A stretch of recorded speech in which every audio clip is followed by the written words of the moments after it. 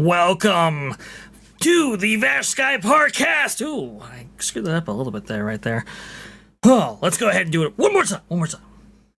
Welcome, ladies and gentlemen, boys and girls. Welcome to the Vash Sky ParkCast. That's much better right there. It is fantastic to see you after this amazing D23 weekend right there, which we had all kinds of things pop off. Goodness gracious. Skyliners, Skywatchers.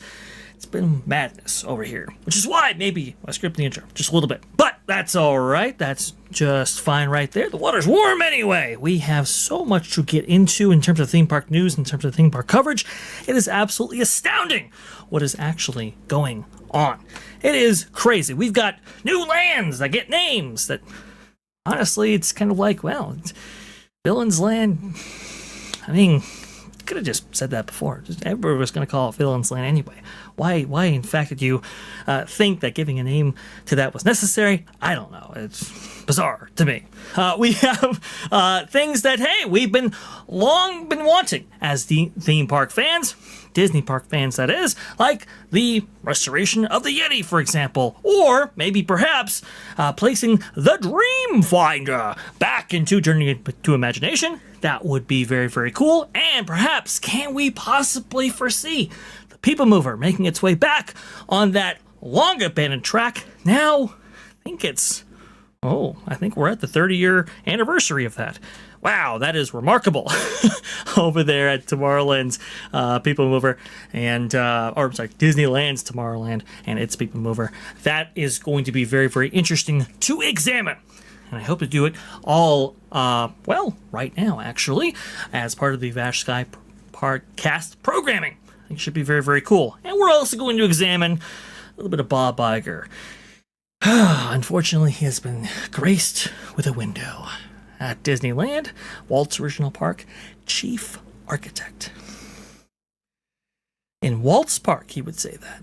Well, we're going to go ahead and look at that as well. But before we do that, we have a little bit of support coming in by way of you Skyliners out there. Thank you so much.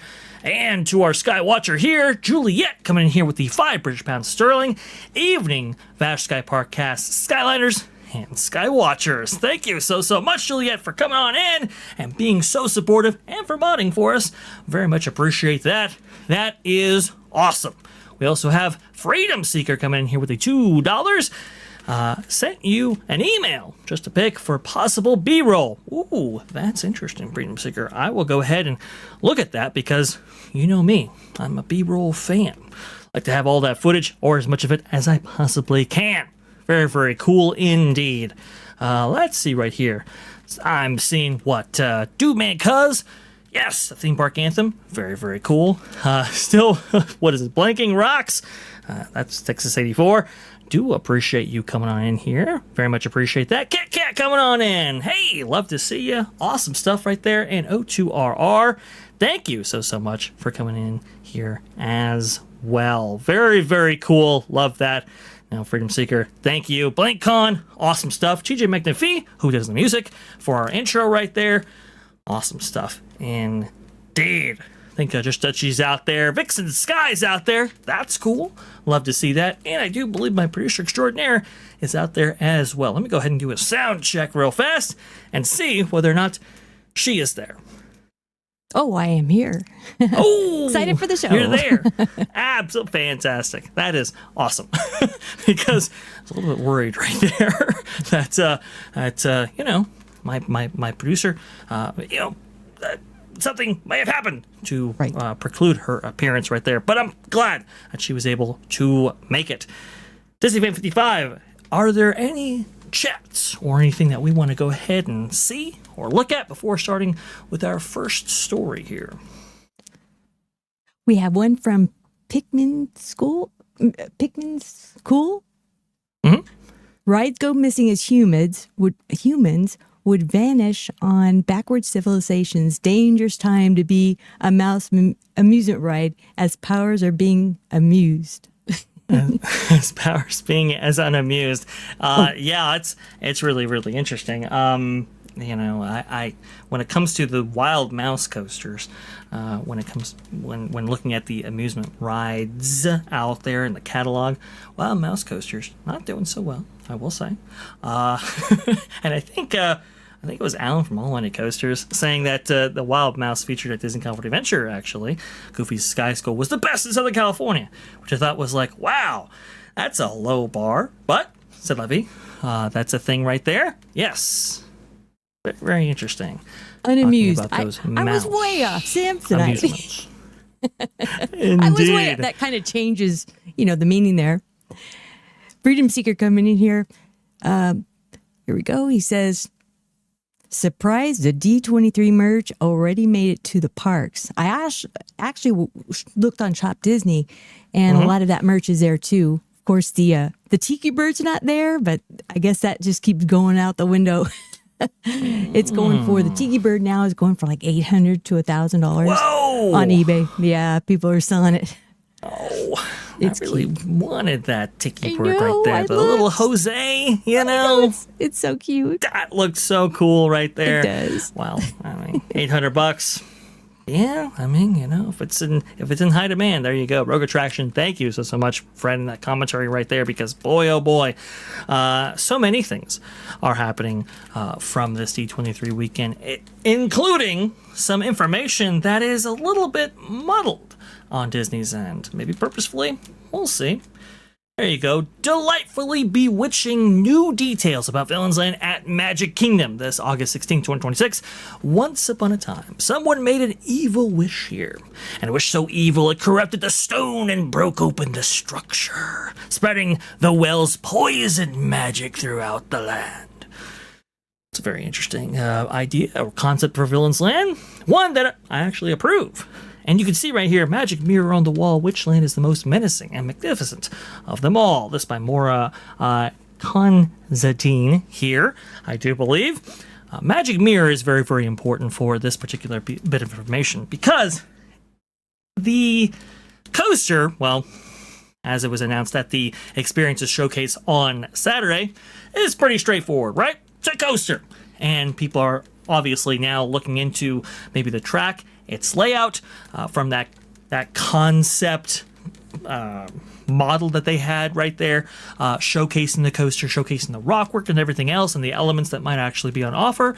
People were looking at that and going, okay, straightforward, fair enough. They did say that Maleficent was going to be featured as part of that. We're assuming in that dragon form, which should be very, very cool. Awesome stuff. I do like that. But it is a coaster.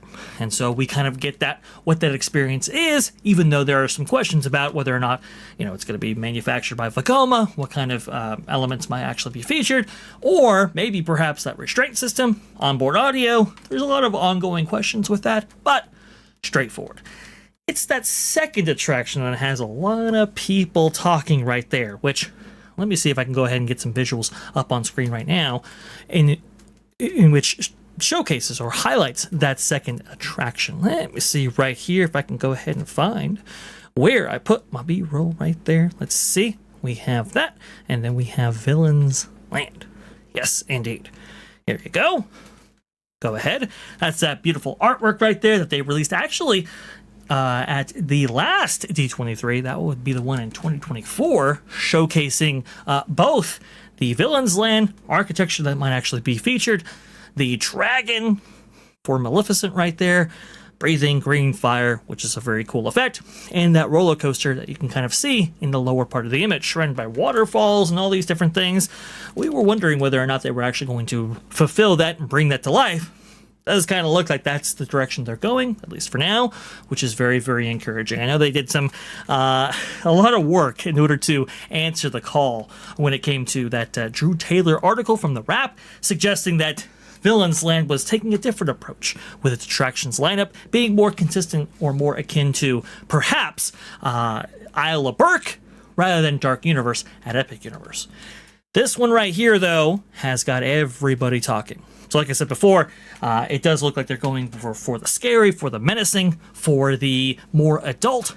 And so when you look at something like this and you see what looks to be like a boat ride, it's kind of like, that's a very interesting way of expressing a villain's dark ride. But here's the thing about all of this. Apparently, the information or the impression as conveyed by this specific piece of art is a little bit deceiving. For indeed, this is not a boat ride. Disney has made it very clear multiple times that this dark ride is indeed a dark ride. They actually include this in that Parks blog post that I started this whole segment out on. If you actually scroll down all the way down here, we see, let me see if we can go ahead and find this. Let's see, right here. There's a second headlining attraction of Villains Land, a dark ride, featuring a whole array of your favorite Disney villains, hosted by the Magic Mirror.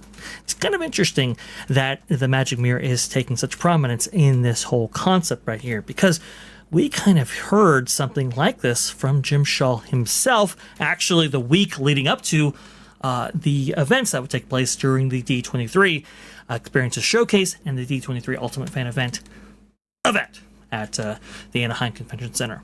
He said this: if D23 presents Villains Land beyond a wall of thorns, architecture inspired by Arte Nova, a Yama and Kronk secret lab version of Oga's Cantina, I'll have the prison straight up, and a magic mirror trip through villains' realms, that would be nice. Kind of sounded like Jim Shaw knew a little bit more than just random speculation. Indeed, he actually provided a little bit more. He said this: if D23 confirms that Oceaneering International is the ride vendor for the Avengers Infinity Defense and the Magic Mirror Villains ride in the Magic Kingdom, that would be nice. More from D23 at youtube.com/Jim Shaw. Indeed, I thought that was very, very interesting that he included that. And you might remember some conversations occurring between me and some of the other people that we've done collaborations with, like OG55 or even Jared from Capture the Magic, saying, isn't it interesting how we would include this specific language here? It kind of sounded like, I'll say it again, he was in on something regarding this. It wasn't just speculation. It wasn't just, random things that Jim Shaw was just, putting out there in the ether. It sounded like it had a basis of fact behind it. Well, now a lot of people, including Alicia Stella, Jim Shaw himself, of course, and others, are saying that this concept right here is what we're looking at. We are not looking at a boat ride like perhaps the Navi River journey, or even the Avatar ride that might actually feature the Pirates of the Caribbean Shanghai Disneyland version of that kind of boat system that kind of moves across and so forth. The boat ride configuration that can basically do everything in terms of how it can move, travel backward, etc.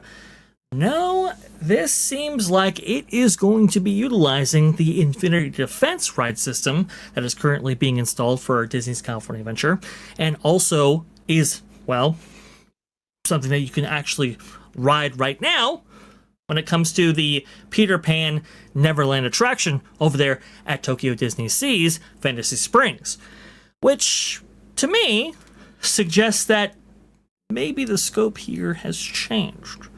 Again, one of the largest show buildings ever constructed by Disney and Imagineering was that Pirates of the Caribbean Shanghai Disneyland concept, right? And it looks awesome, it looks cool, but it takes a lot of space. And even though this Villains Land anyway, will be on the level of Star Wars Galaxy's Edge in terms of scale, which I wouldn't necessarily use the terminology Star Wars Galaxy's Edge when referring to Villains Land. I think, they the maybe worst elements of Star Wars Galaxy's Edge come to mind when you actually do that, so I'd actually leave that out of the equation. But c'est la vie, that's what Bruce Vaughan did. Okay, whatever. Despite its size, it might not be big enough to hold a concept like Shanghai's Pirates of the Caribbean Dark Ride attraction, or at least its ride system, to be implemented here. I thought that was kind of interesting. I thought that was like, maybe some things have changed here, and it does look like Disney is utilizing this ride system maybe offered by Oceaneering International, this kind of Peter Pan ride system everywhere they can. Obviously, we know it's going to be at Adventures Campus, and it's going to feature some mind-blowing things, these visuals that actually track or are synchronized to the viewer's perspective when actually traveling through that dark ride at Disney California Adventure. It's like, okay, well, that's very, very interesting. Let's see how that all shakes out. But now it's like, okay, we're so impressed with that technology, we're going to go ahead and use it here. Which, to be honest, well, I guess is indicative of various eras of Imagineering, right? This tends to happen. Most recently, it happened with trackless ride vehicles. Trackless was all the rage. We were going to use it at Rollickin' Roadsters at Cars Land. We were going to use it at Rise of the Resistance. We were going to use it at Ratatouille. Going to use it at, all these different, Pooh's Honey Hunt, but also to Mystic Manor. Just a plethora of different rides that utilize that specific ride system. And, I think the benefits are obvious, right? If it's something that Imagineering has worked with before, well, then they're familiar with that technology and how to utilize it, etc. They also know how to expand on it, make it different, like in the case of Rise of Resistance. And when actually ordering parts for the various parks, you now have a vendor or a manufacturer that has facilitated that at your other properties. There are a lot of benefits that go along with that. I get it. I understand it. But I think a lot of people were excited about maybe the concept of a Shanghai Disneyland Pirates of the Caribbean boat ride coming to Villains Land. And indeed, that same ride system was originally conceived for a villains-based attraction for Magic Kingdom years ago. The fact that they may have dropped that and are now going in that direction, it's a little bit surprising to me. Now, let me go ahead and get Disney Fan 55 on in here and ask her. Disney Fan 55, when examining all of this, when examining Villains Land, when examining everything that this land has to offer, I do get a little worried when things like this break, where they may have switched ride systems or maybe utilizing something that maybe is a little bit unproven. Are you still as excited for Villains Land now hearing that one of the concepts is going to be a coaster and the other concept might be Infinity Defense Villains Land Edition? I'm still very excited about the land. I think hopefully it'll be good. But again, I think that Disney's trying to really get away from water at all. It's high maintenance, especially in California. There's cutbacks where, the state can just turn off your water at any time. So the sad thing is, these pictures look like waterfalls and water and people over there playing in water. I don't know if that's, projection mapping, but I'm still excited about it. It's just, I just don't think we're going to get that. I think the same thing with Piston Peak. I think, they initially showed a bunch of waterfalls. That it's just not going to happen. Yeah, I mean, it's really, really interesting that you say that, because I do think you're right? You look at the Fountain of Nations and that beautiful menagerie of both lights, spectacle, and water, of course, and you just think, wow, that is absolutely extremely impressive. And then we also saw the same Walt Disney Company get rid of it years later. Yes. It's like, that's a little bit disappointing. I know Jeff Vail, the previous president of Walt Disney World, seemed to have like this kind of bias against water. It was crazy. He was removing it everywhere he could, including, unfortunately, the rivers of America, which was unfortunate. Hey, Brer Fox, Brer Rabbit, where you fellas going such a hurry? We's leaving. Use what? We's leaving. Well, what do you want to do that for? Why, you can't open a splash mountain when that mountain ain't got no water. No water. No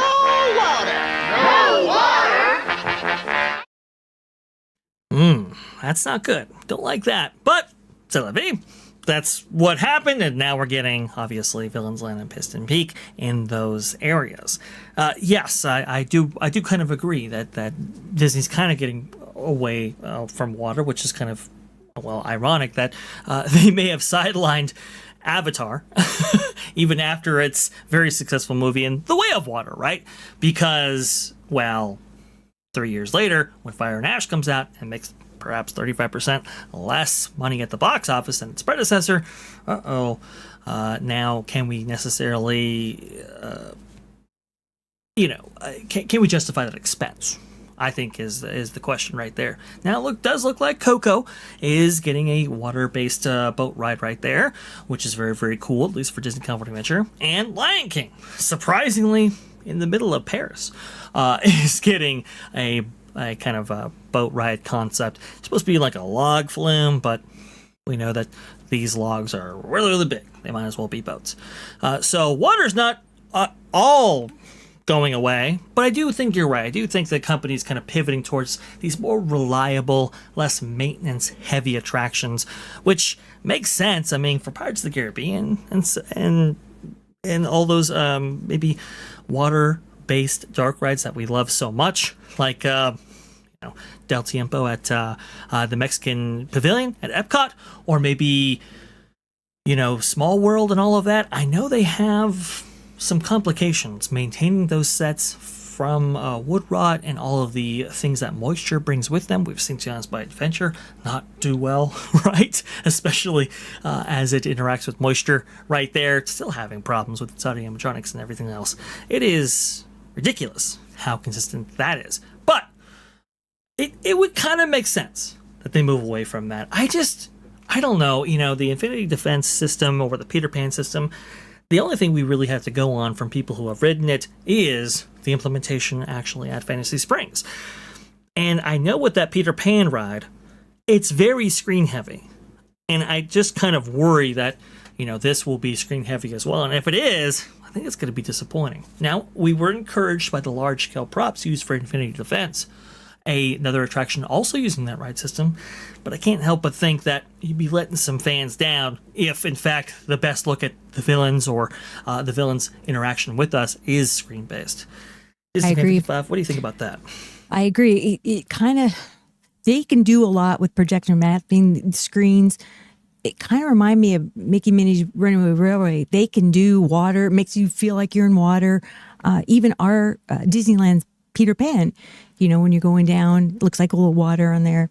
But if it's just completely screens, it's going to be a disappointment, I think. I think it's funny how Disney is going more into screen-based rides. Universal's going out of it because the guests spoke and said, we don't want screens anymore. We want real. Yeah.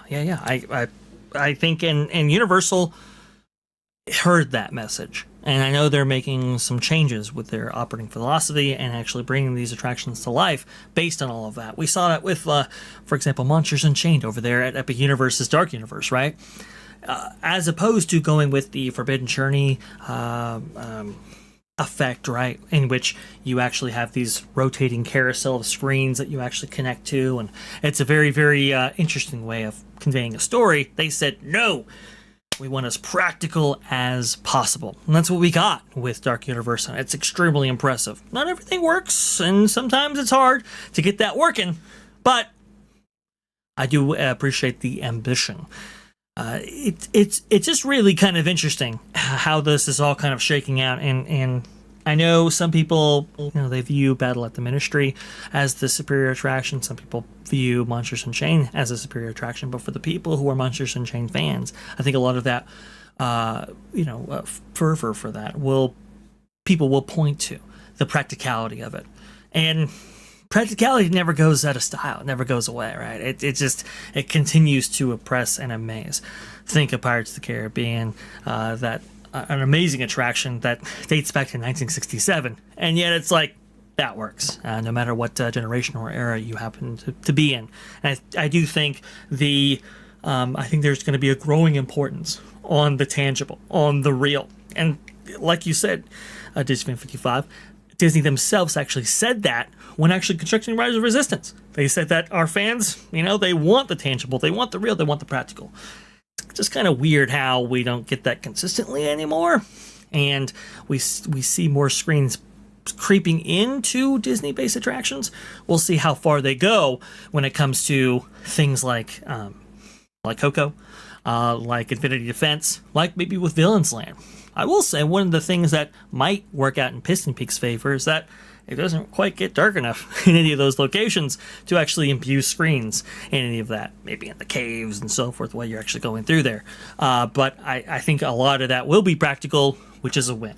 I know that Scott Goosen got a preview of the Glob Theater, the Muppet Vision 3D replacement over there at Monstropolis, and he was saying that some of the figures in that attraction, which is basically a show, were very impressive. So there are things to be encouraged by, and there are things that are like, don't know if I would have made that call like this, for example, using the Infinity Defense or Peter Pan ride system. I don't know if I would have done that. I hope that this will be the end-all be-all when it comes to Villains Land, like the thing that will satiate fans and the thing that will satiate me as a fan. But I'm just not sure when it comes to all of that. And I know in these lands, what they like to do is they like to have one ride for primarily adults, and then one ride that if the children cannot ride that ride, that they can take them to a close ride, something like this. So that satisfies that. With D23 happening and all of the announcements, I'm a little worried that they're spreading themselves really, really, really thin on all of these rides. They, if you look at the schedule, they're doing a lot. And we're all wanting an E ride out of every single one of them. That's what we want as, as guests, paying guests. That's just not going to happen. But my worry is, the audio animatronics, what's going to happen with them? I'm kind of surprised they're fixing, the Yeti and different things. That's great. They never mentioned anything about Tiana's Bayou Adventure. Which is really interesting, isn't it? Yes. Go back and fix what you have broken before you plow through and break more. That's my thought.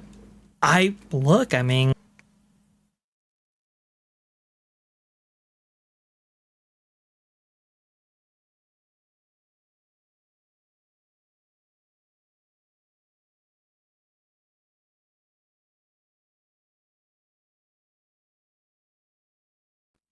that was weird.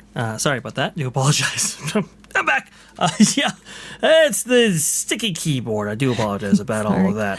Let me see if I can go ahead and get that amazing, fantastic beat roll back up here and get our show in working order again. No, I was just going to say that it was really, really quite interesting because, when re-examining some of the history related to previous D23 expos and all of that, you'll remember Disney Fan 55 that back in the day, I think it was at the 2022 D23 Expo, if I remember correctly. Yeah, Sharita Carter and Carmen Smith took the stage to talk about Tiana's Bayou Adventure and to talk about all of the wonderment that will be part of that attraction, how diligently they were working to make it as authentic as possible and put you right there in New Orleans and all of that. And remember, that was where we got the famous Sharita Carter quote where it was like, the aura, the magical canvas. What'd she say? She said something like, we're going to do things that you've never seen done in an attraction, like this, magic mist effect or whatever. I can't quite remember what she said, but it was kind of hilarious to look at even back then. Yeah, it's this mist. Never been done before. It's never been done. This is going to be amazing. It didn't work past the first week.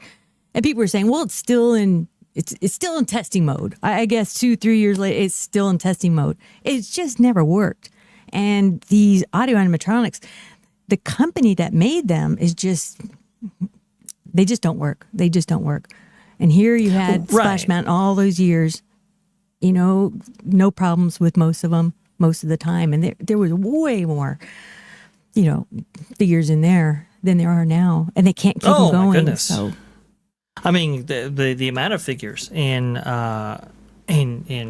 Splash Mountain was extraordinary back in the day, right? I mean, you had well over 100, at least at Disneyland's version, many of those being transported from America Sings and those amazing Mark Davis figures to Splash Mountain in order to be reincorporated into that attraction. Very, very cool. It was a smart idea, a bright idea, and they lasted forever. Now, obviously, they did have maintenance problems. There's no question about it, but nothing on the level that we're actually seeing here. And because there were so many of them, it was kind of like, well, you pass through and maybe you see a couple that don't quite work the way that they should. But it was okay, it was fine, because guess what? There were plenty more to be had there.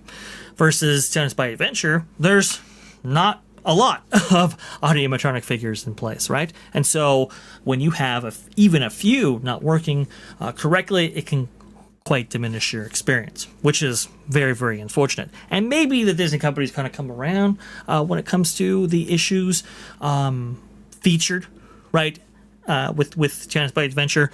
I mean, Charita Carter, again, Carmen Smith, those guys that worked on Tiana's By Adventure back in the day and were the belle of the ball for the 2022 D23 Expo, weren't at all seen in 2026. I thought that was really quite interesting, right? I didn't quite anticipate that coming out of this expo.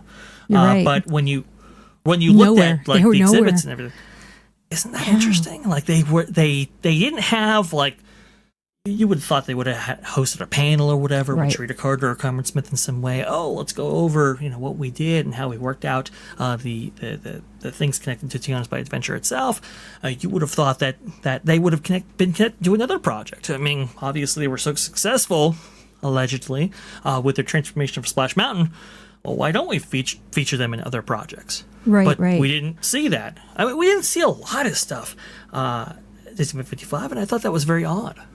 I didn't even see them in the audience. Wasn't there a rumor that they were going to be used to do Encanto?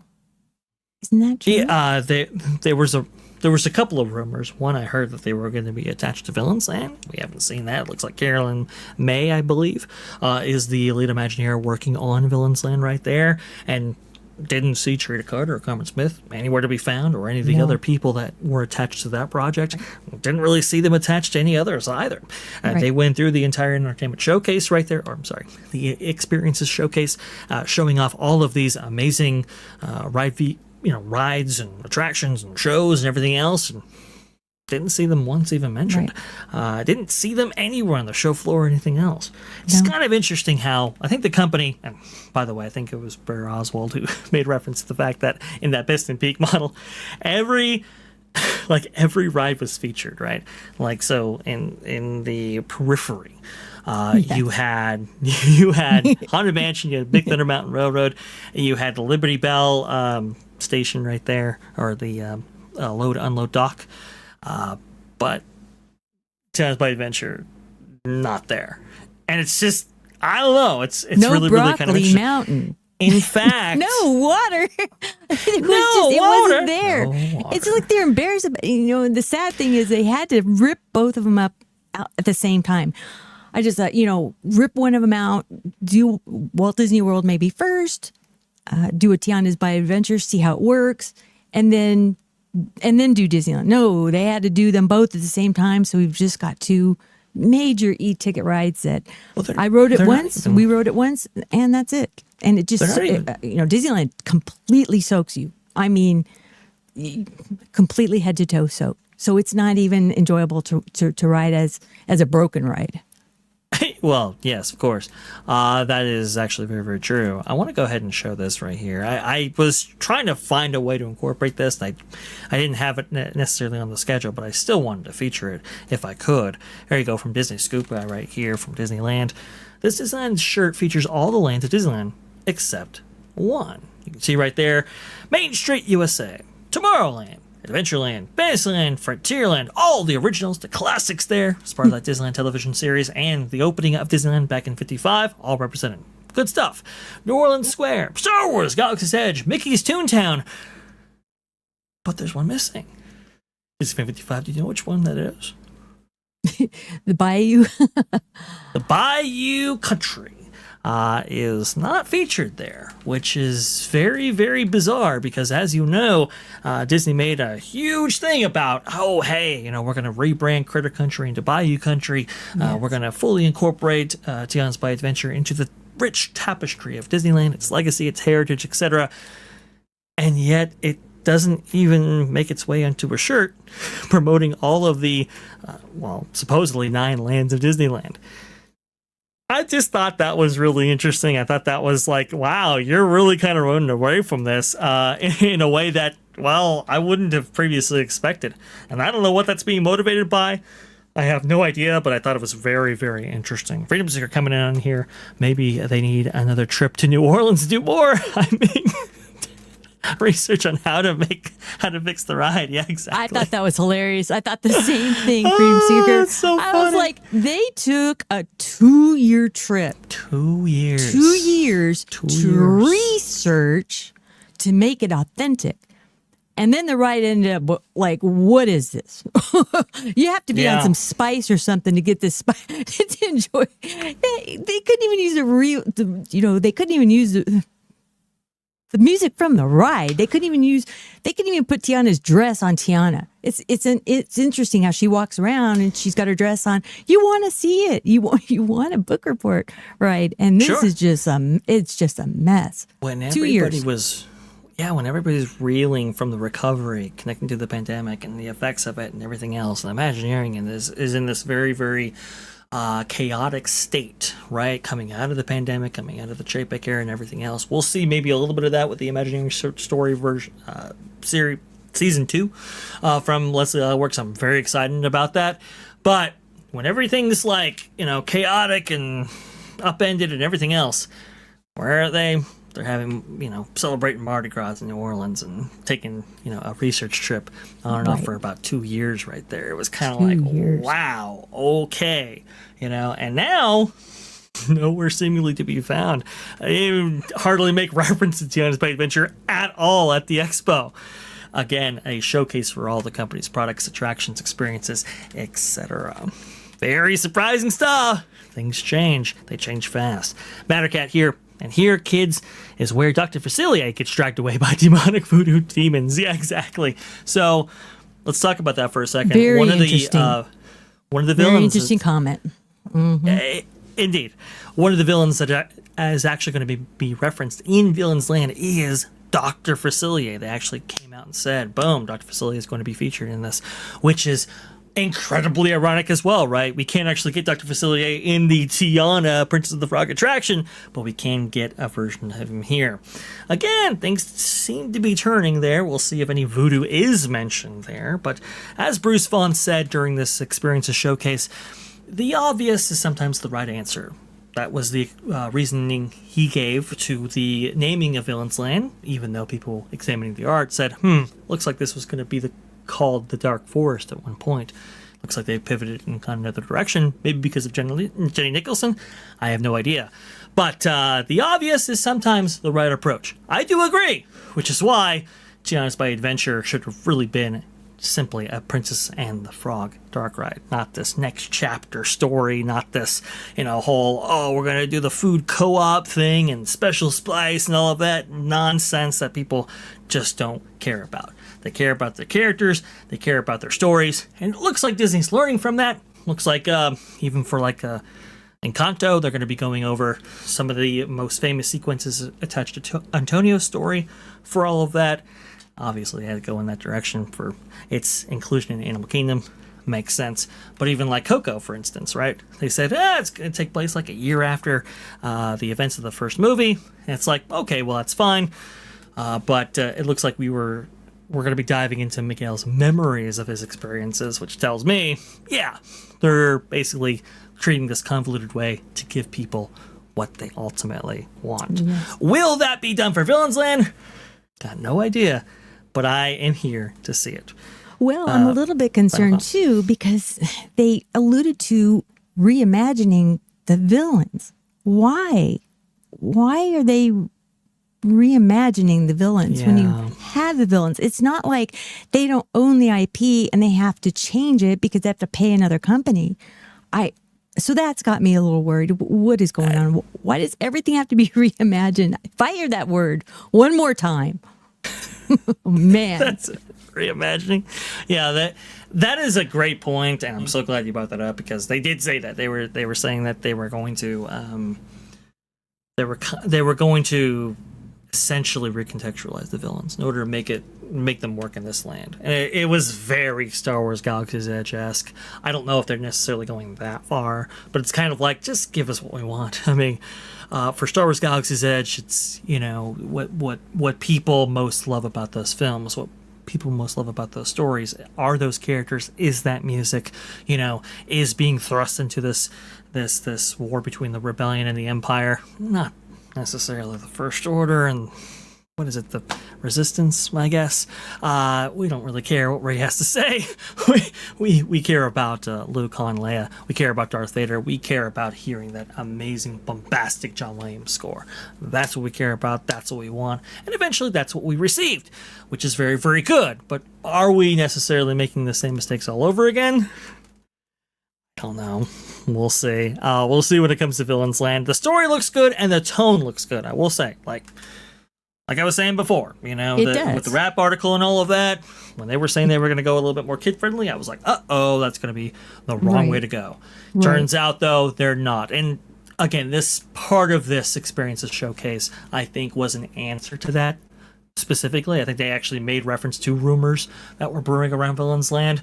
I don't think they would have been so inclined to give us as much information as they did unless it had been for that article, which I think is very interesting as well. Right. And at Disneyland, I mean, when they redid Snow White's Scary Adventure to Snow White's Enchanted Wish, I mean, Kim Irvine did a phenomenal job on that ride. So it is possible. They can do quite a bit. So I'm hoping it's something like that. I mean, that ride just gets me every single time. And it's short, but it's beautiful. It's gorgeous. They did a good job. Oh, yes. Scary. It's a good point. When you're looking at Enchanted Wish, right? It's somewhat different in tone from the Snow White Scary Adventures that preceded it, right? I do believe I had the attraction poster. Yeah, there we go. Boom. Right there. Scary Adventures obviously opening with the park in 55 originally and being heavily redone in 1983 for its new Fantasyland experience that Tony Baxter, Bruce Gordon, and others would bring during that time period. Awesome stuff right there, by the way. But this is, it goes off of Walt's like own thoughts about scary. He was saying that, hey, kids like to be scared. I do agree. I think that to some extent, they do. And so it was one of those things where it was like, okay, well, how much of the scare factor are they going to bring with this? How much of the creepy, the corrupted, the poisoned well kind of mentality, how much are they going to bring to this? And it was a little bit concerning because it did look like for a while there, Disney was going away from all things scary. And now, at least from Bruce Vaughn's comments, from Caroline May's comments, and others, looks like they are going to bring the fear factor here, which I think is good. I think that's a fantastic route for this to go, and I think that's consistent with what fans have wanted for some like 30 years. I mean, these Villains Land concepts go back a long time. So, very, very cool. Yeah, exactly. Let's see here. We have no more reimagining Showcase of Wishes. Exactly. I would hate to see more reimagining. We know how that has gone before, like Tales by Adventure, like even Journey into Imagination, which now, so many years later, I think like 30 years later, now they're saying, hey, we're going to fix. Why do they have to fix it? Because they reimagined it in the first place. I understand there were some issues regarding sponsorships and everything else. I get that, but still, let's keep the remakes. Oh, Reimagineers. There you go. Oh, Reimagineers. Oh, we gotta write that down. That's Chat, perfect. Write that down. Skylanders. Reimagineers. Yeah, that's really good. The sad thing is that a lot of the Imagineers left, and I think the reason why personally is because the budgets were cut so much. Their name is on that, so it's like, okay, here's no budget, go make something fantastic. Well, my name goes on that. And so, and a lot of these rides and reimagineering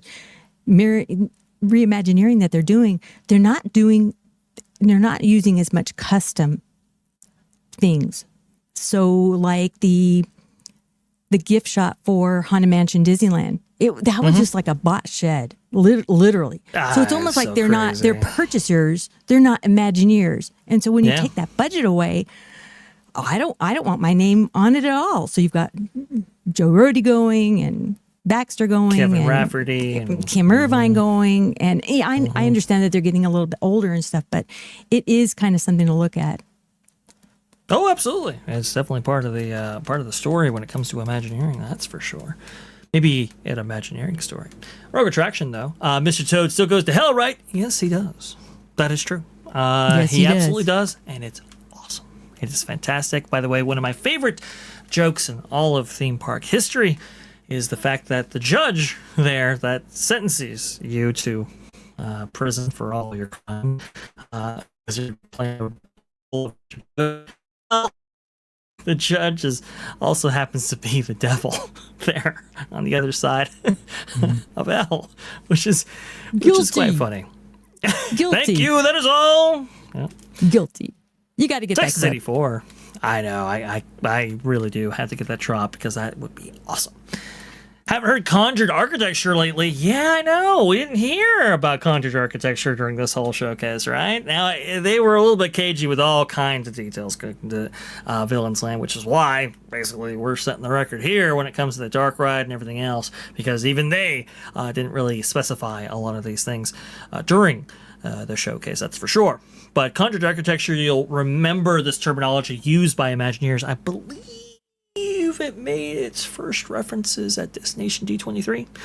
I think it was last year, if I'm not mistaken. And this idea that you would take these kind of Art Nouveau or Gothic style architectural inspirations from various places in Europe and so forth, and actually imbue that into much of the architecture connected to Villains Land itself. Didn't really see that, though.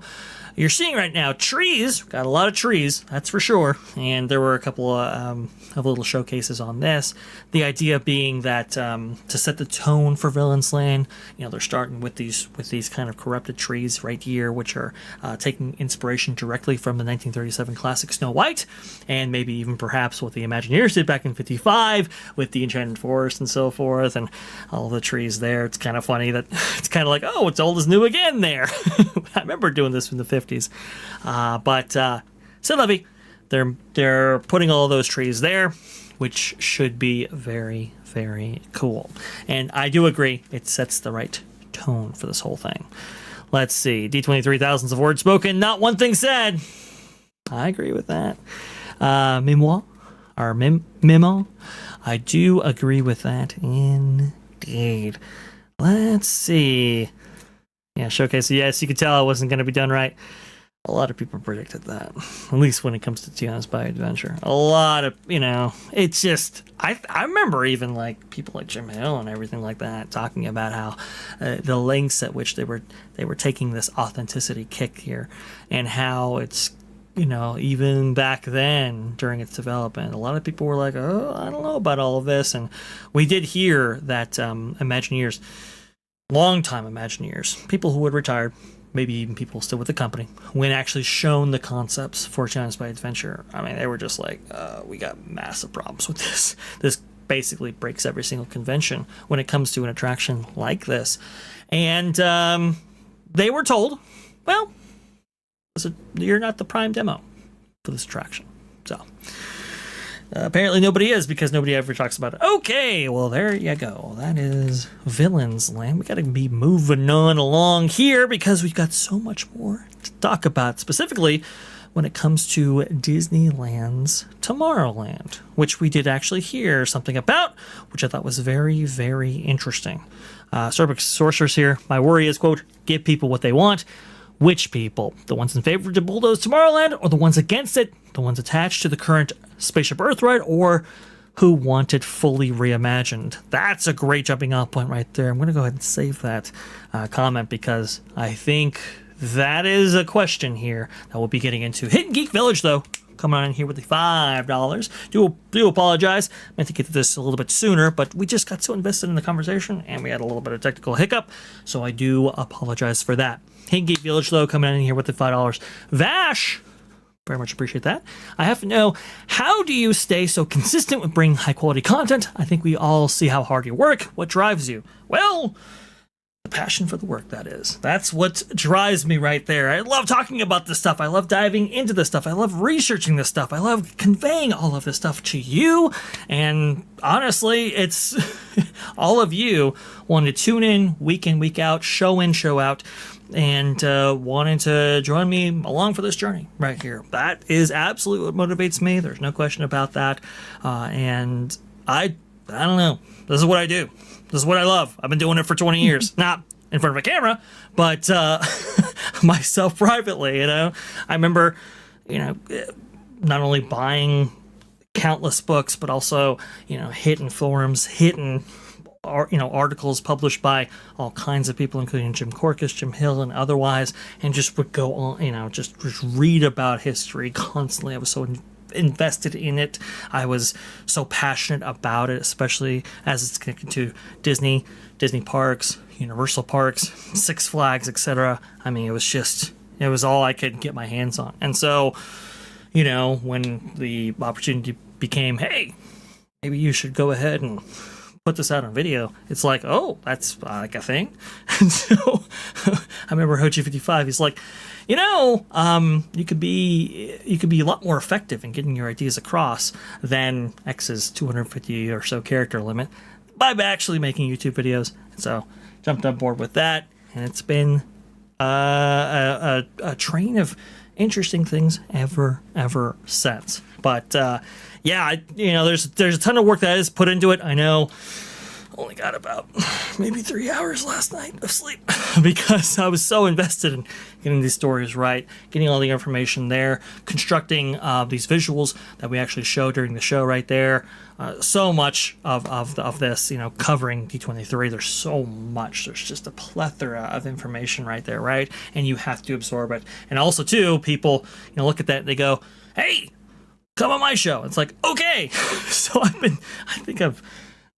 I've participated in something like 10 live streams or something over the week or so, which is a lot, especially with how long these run and how much information is imparted. But you guys keep me going, so very much appreciate that. Showcase, you're fantastic. You're awesome. Thank you so much for that. Always love Showcase's insights as well. His X is awesome and it's hilarious.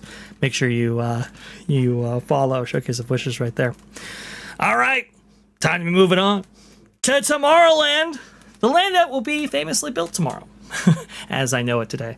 It's so funny that is the case. It's always been the case. It has been at least for 25 or so years. Almost 30 years now for Disneyland's Tomorrowland. Obviously, the last time we approached a Tomorrowland overhaul, well, was in 1998. And that, unfortunately, saw the People Mover get retired fully and replaced with the rocket rods. Oh, yes, the rocket rods. Oh, my goodness gracious. How incredible of a time it was. Because, well, the rocket rods famously should have had bank tracks. The People Mover didn't offer that, but it was like, you know what? It's okay. It'll work out. And, well, obviously, it didn't. And now the People Mover tracks laid bare for 25 years, and so many of the original features of the 1998 version of Tomorrowland have, unfortunately, faded away. And now it's Todayland, or, I don't know, maybe it doesn't know what it wants to be land? I am not sure, but it is a mixture of 67, 98. It's a mixture of Discoveryland. It's a mixture of, you know, Walt's original vision of the future and the Imagineer's vision of the future throughout the decades and the eras. And it's all over the place. So this is why a Tomorrowland redo for Disneyland has been so wanted for so long, right? It's the one land in Disneyland that just doesn't quite work. Everything else works. And I'll include I'll say it. I'll include Bayou Country in this. I think it does work. It doesn't work as well as Critter Country, but at least it's not a hodgepodge, a mess of different architectural styles, themes, IPs, and everything else. Does Tiana's by Adventure actually interact well with Winnie the Pooh? Probably not. But, whatever. Disneyland, though, and it's Tomorrowland, not good. Well, according to Scott Gooston right here, and according to the, executives like Thomas Moslem, Jill Estorino, and Emma O'Brien, apparently something's going to be done. Disneyland's Tomorrowland's finally getting its tomorrow. Disneyland's turning its attention back to Walt's original park, with Tomorrowland now moving ahead of Avatar in Disney's near-term plans. This is by Scott Gooston, August 17, 2026. His Substack, by the way, get on this one. It's pretty good. Tomorrowland has finally arrived on Saturday night during the Disney Experiences Showcase at D23 Expo. The Disney Experiences Chairman, Thomas Moslem, officially confirmed that Disneyland's Tomorrowland is getting a long-awaited reimagining. The Tomorrowland overhaul, thank you for the reminder, was one of the biggest Disneyland announcements to come out of D23, even if Disney isn't quite ready to reveal exactly what that reimagined land will look like. There's that word again. Quote, "It is coming. We are finally committed to it and doing it, and I could not be more excited." This by Jill Estorino, president of the Disneyland Resort. And again, Thomas Moslem echoed some of these sentiments when he said, "Tomorrowland shows once more that we are listening, that we care about our existing lands and attractions as much as the new ones. Tomorrowland is such an important part of Walt's original theme park. It represents our dreams and aspirations for the future. And like Disneyland itself, it is important that it never stops evolving and improving." I'll say this, Thomas Moslem, it has been impressive what he's been able to achieve right here, because for so long, people have been asking, when are you going to retheme Journey into Imagination? When are you going to fix the Yeti? When are you going to bring back the original incarnation of Discoveryland Space Mountain? And when are you going to work on Tomorrowland at Disneyland? Again, it's been an open question for a long, long time. And well, I'll give Thomas Moslem credit.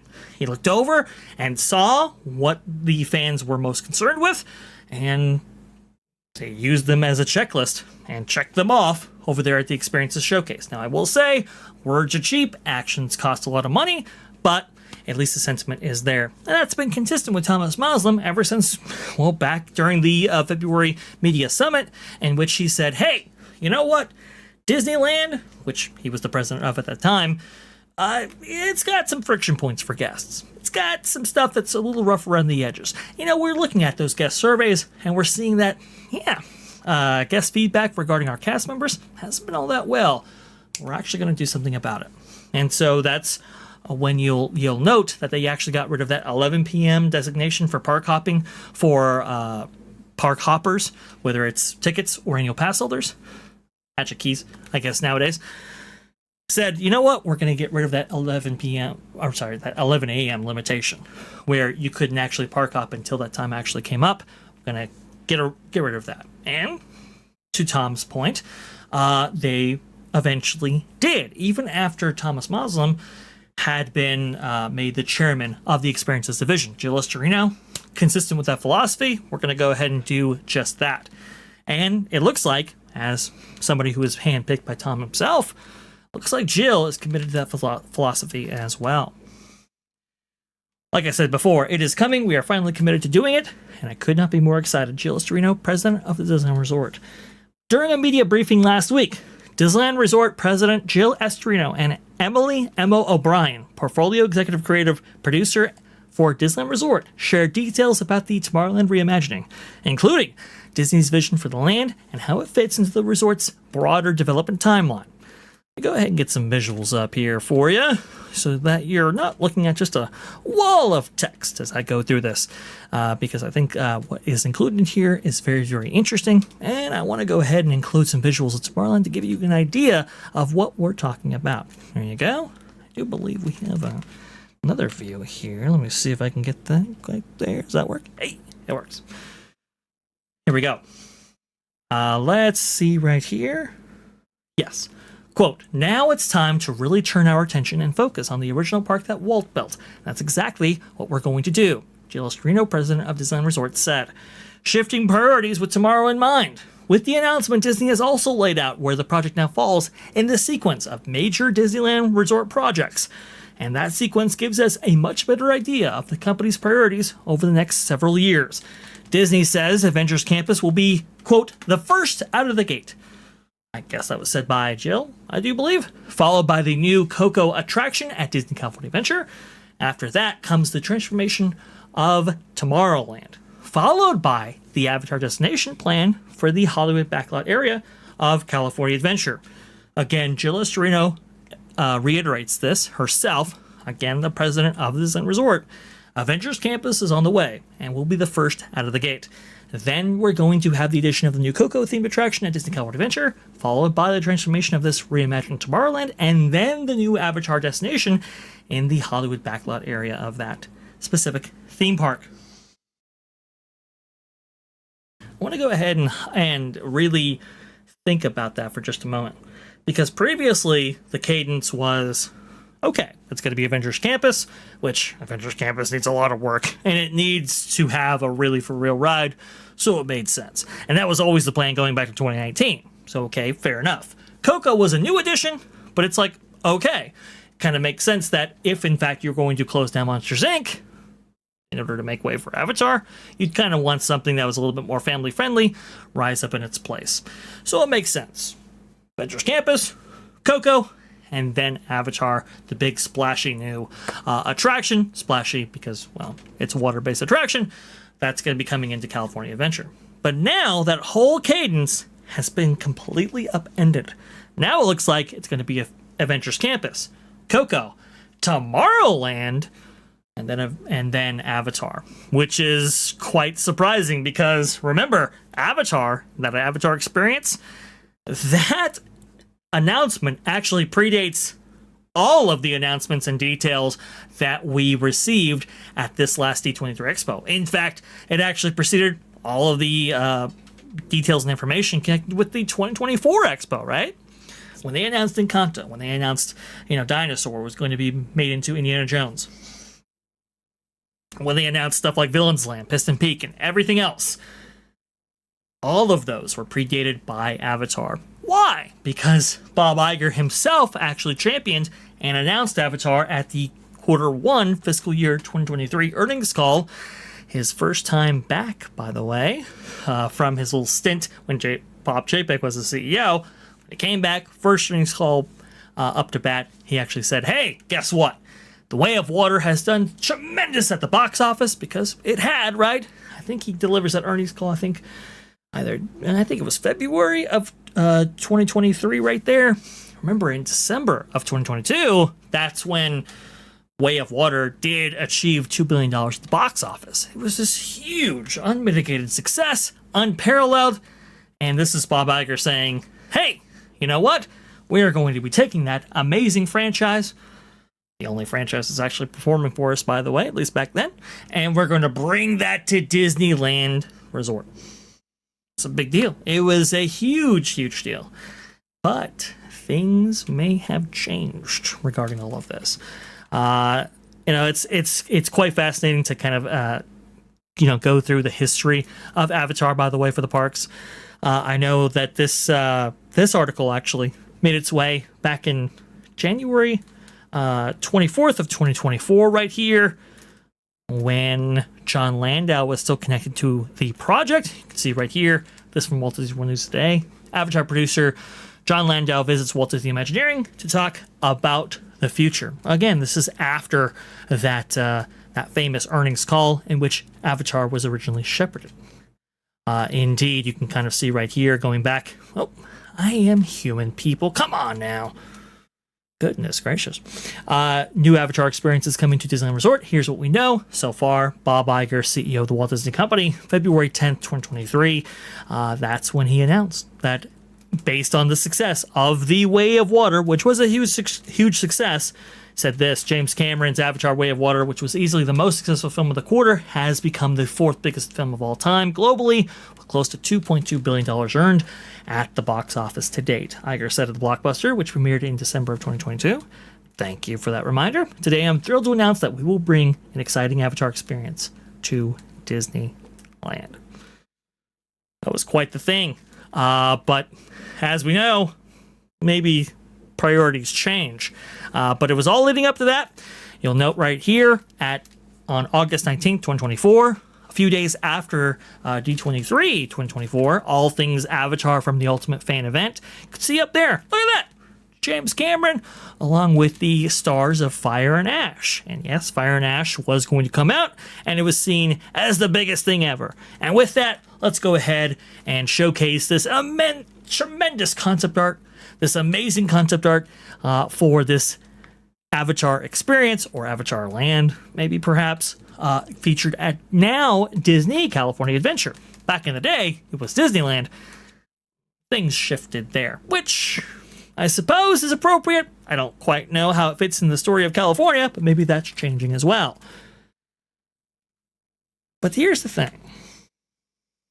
Even with the model and everything like that shown at D23, you can see this August 11, 2024. You can see a little bit of model work right there. Things start going off the rails, and quickly.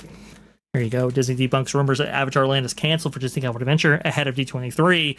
Why are people saying that Avatar is canceled? Well, a couple of things happened. One, James Cameron saying, hey, look, listen, you know what? This Avatar thing, it's been good. It's been nice, but I don't know if I necessarily want to stick with the Avatar franchise, which was a little bit surprising, I will say, because this was his baby, and I thought that he had stories till Kingdom Come, at least until 5, and now it's like, you know what? Maybe we hand this off to somebody else. Maybe we don't actually go forward with this, and that's a real shame because, well, I like the Avatar franchise. But Fire and Ash, well, like I was saying before, it earned 35% less box office than its predecessor in The Way of Water. So it certainly wasn't the performer that Disney expected, and considering how expensive those films are, that did not do well for Disney's bottom line. The other thing, too, is, unfortunately, John Landau, who did visit Imagineering and was a big part of bringing certainly Disney's Animal Kingdom's version of Pandora to life, and was going to be a central figure in bringing it to Disney California Adventure, well, unfortunately, he passed away. And so one of the champions of this project now gone. Perhaps James Cameron, following in his footsteps, at least not being attached to the project, that is no good. And now we get to this D23, where there was a model featured. I'll go ahead and feature that right now on screen because it's a nice model. It's a tremendous model. However, now that these things may have been reprioritized, doesn't necessarily say that they are moving forward with this necessarily. There you go. Here's what that model looks like right there. At least that concept artwork. You'll see the model shortly.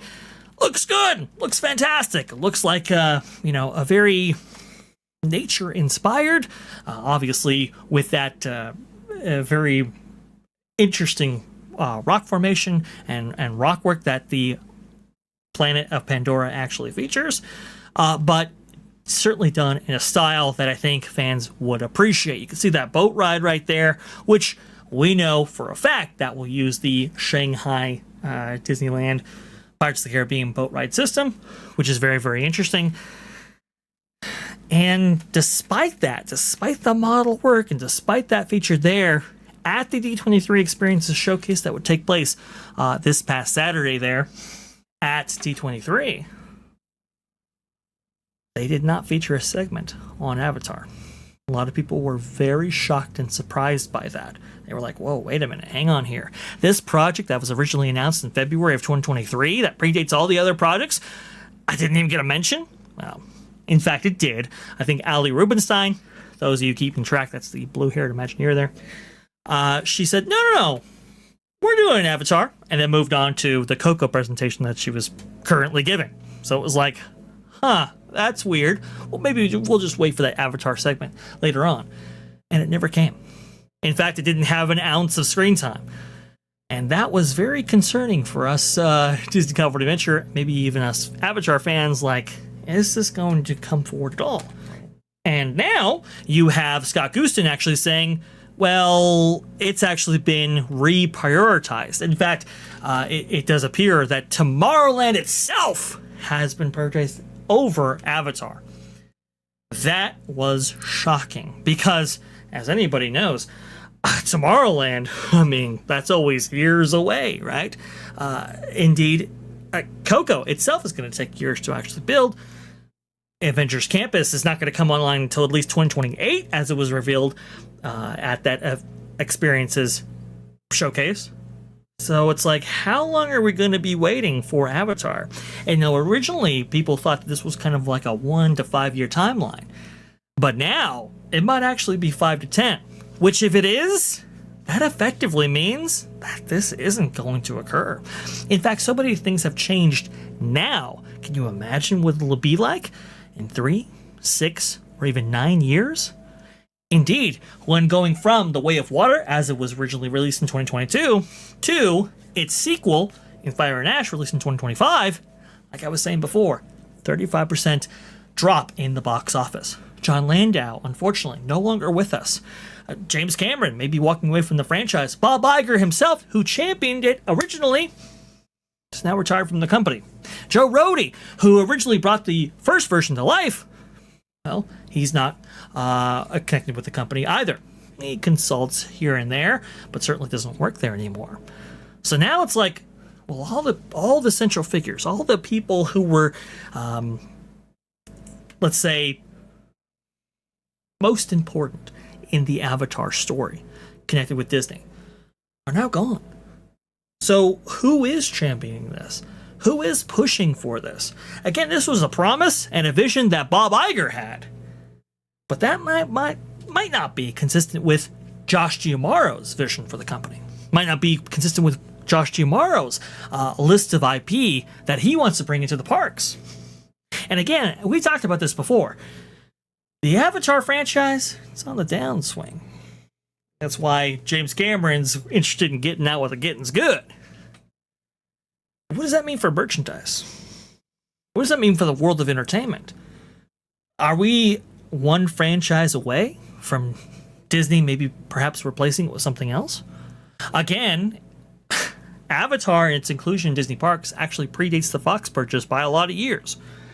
In fact, it was 2011 when Disney originally announced that Avatar would be coming to Disney parks. 2011. That was 15 years ago. Indeed, if the audience has dropped up by 35% over 3 years, what's going to happen after 3 times that amount of time has passed? Let's say 10 years. What was the entertainment world like 10 years ago? Back in 2016. I remember that time period. It seemed like Disney could do no wrong when it came to its most important franchises like Star Wars, like Marvel. Indeed, Star Wars was everything that anybody could talk about, right? The Force Awakens had just been released, and now it's like, oh, we're getting The Last Jedi. What is that all going to include? The Avengers, right? I think that's around the time of Civil War. It's all leading up to the Infinity War, and what is it, Endgame and all of that. It just seemed like they couldn't be stopped, at least Disney, that is, when it comes to the entertainment, world. But now, Warner Brothers might not even be a thing, at least on its own. It might be absorbed by Paramount. Netflix, Amazon, Apple have become tremendous players in the entertainment space. You're talking about companies and corporations with billions of dollars of venture capital behind them. Disney has dropped tremendously from the box office, and even their most beloved franchises that we thought were untouchable 10 years ago are just not in the same place they were. And that includes Avatar. And that was just the last 10 years. What about the next 10 years? This is why a lot of us are saying this might not happen. And even though the company is saying, hey, we're committed to it, it's coming, don't worry, it's all good, they might be committed to it now. But I've seen that, that, what's the line from Last Crusade? It is, I've seen this bedtime story before. I think that's what it was. Right? I mean, we've heard it before. Where, hey, guess what? The main street in Magic Kingdom, it's getting a theater. It never happens. Oh, well, Spaceship Earth, it's getting redone. It's going to be connected to stories and storytelling and all of that. The Play Pavilion. Those things never happened. Spaceship Earth is getting redesigned, yes, but the emphasis is not going to be on storytelling, per se. It's going to be on human connection. Just saying, even in that short period of time, things change. Priorities change. Executives change. The mandate from Burbank changes. The franchises change. The cultural zeitgeist and how it's being influenced changes considerably. In fact, 10 years doesn't even seem like a decade ago. It seems like a lifetime ago, honestly. The world of entertainment might as well be. Very, very interesting stuff indeed. Before continuing on with the story and going on with Tomorrowland, let's go ahead and get this Fan 55 in here. What do you have to say about all of this? What do you think about the Avatar story and how it's actually proceeded thus far? Do you believe that Avatar will eventually make its way out to Disney California Adventure or Disneyland Resort? Or do you think, now that's being deprioritized in favor of Tomorrowland, do you think it's kind of, persona non grata? I'm kind of thinking they're probably not going to do it. I think James Cameron is very much like J.K. Rowling and wants perfection. And he's not going to put his name or his movie on garbage. And the interesting thing to me, too, with D23, that model, half of it was missing. The whole front half was missing, which is kind of interesting. I know they have to do a lot of work. It's way down the line. Now, I'm not into Avatar. I saw them all, of course, but I'm not into it as a franchise. But I'm always really big on, it really doesn't matter what the IP is. It's really the execution. So, go over to Pandora, Animal Kingdom, fantastic. It's great. Yeah. It doesn't matter what the movie is or the IP is. It's just, is it a great ride? Is it a great experience? And conversely, right, a lot of people felt that Star Wars Galaxy's Edge was going to be the best thing ever because of the strength of its franchise. And indeed, we found out that, like you said, with that execution, it just didn't deliver that quintessential Star Wars experience that a lot of people were facing or were wanting. Right. So I do agree with you. It works in both directions. Disney may not want to pay for what James Cameron wants. So it's going to be a lot of money. And again, I think with all the D23 announcements, I think Disney is really spreading themselves really thin with all of these things that they're wanting to do in the next few years. It's just kind of worrying. It's a good point. I love how you make it because they are proceeding with so many projects concurrently, consecutively, and otherwise.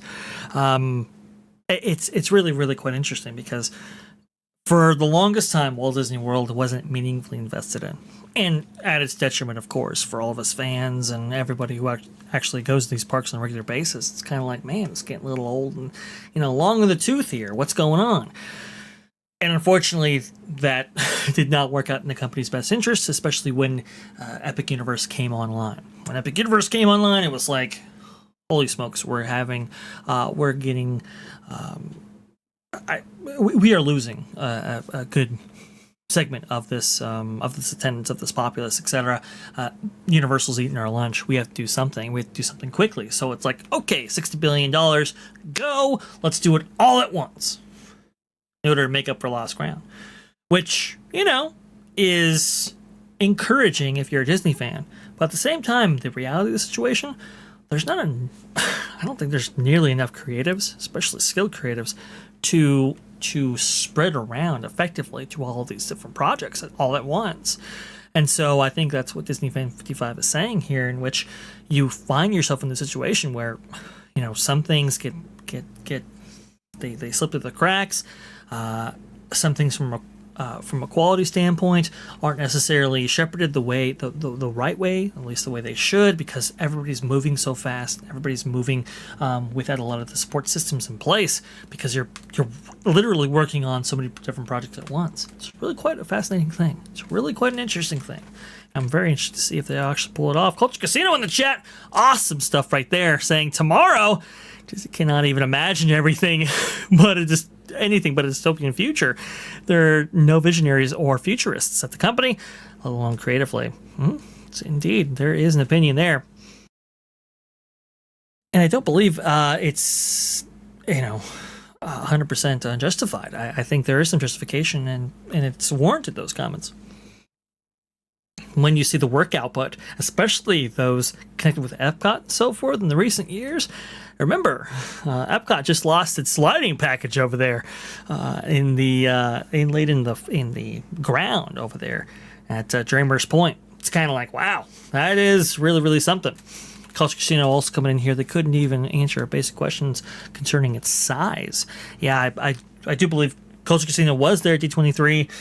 And he had asked a lot of the Imagineers in attendance, hey, how large are these projects? None of them gave him a clear answer as to how large the acreage or the land connected with these projects were, which was very enlightening, because, a lot of people are saying, oh, Villains Land is going to be like 14 acres, similar to Galaxy's Edge. But Disney themselves haven't actually said that. A lot of fans are speculating it's going to be that size. But Disney themselves won't admit to that. I thought that was quite interesting and quite telling, perhaps. We do believe it's going to be anywhere between 8 to 14 acres. Somewhere in there. We will see. It's not evergreen, unlike Star Wars. Yeah, Star Wars was, indeed. If you mistreat the franchise, mistreat the brand, even evergreen franchises can fall, that's for sure.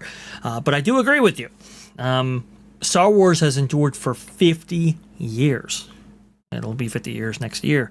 And so many people are so excited for the restoration of the original version of Star Wars as it was released in 77. So that's very, very encouraging to see. But even Star Wars didn't get it right.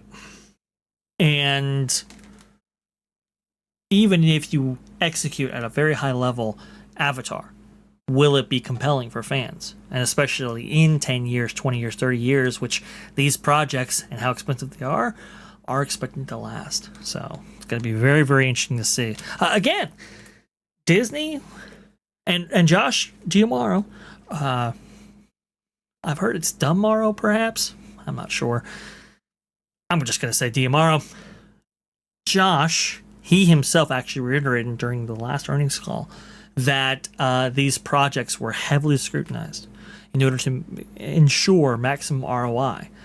And the way I've heard it is WDI does not approve a project unless it's guaranteed to make its money back in 5 years or less. Under that rubric, you can start to see how these projects are formulated, built, etc. Let's see right here.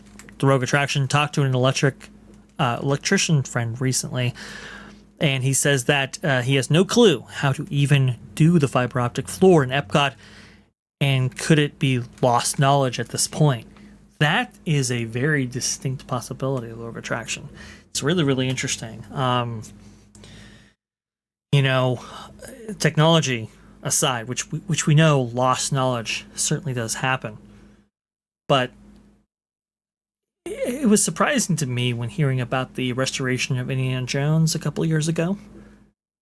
The Imagineers, or the maintenance technicians actually working on it, didn't actually know some effects even existed, which was surprising. You think they would know, the ins and outs of every single thing connected with an attraction that they are supposedly working on, and yet they didn't know that the mouth of Mara there, right, in that grand chamber that you see in Indiana Jones Adventure, actually had water pouring out of it at one point. They had to be reminded that effect even existed in order to have that effect restored. This is also why I say, people like Defunctland, right, creating works like his Discoveryland or Space Mountain, Disneyland Paris video was very, very. It wasn't only a good video. It was also very instructive.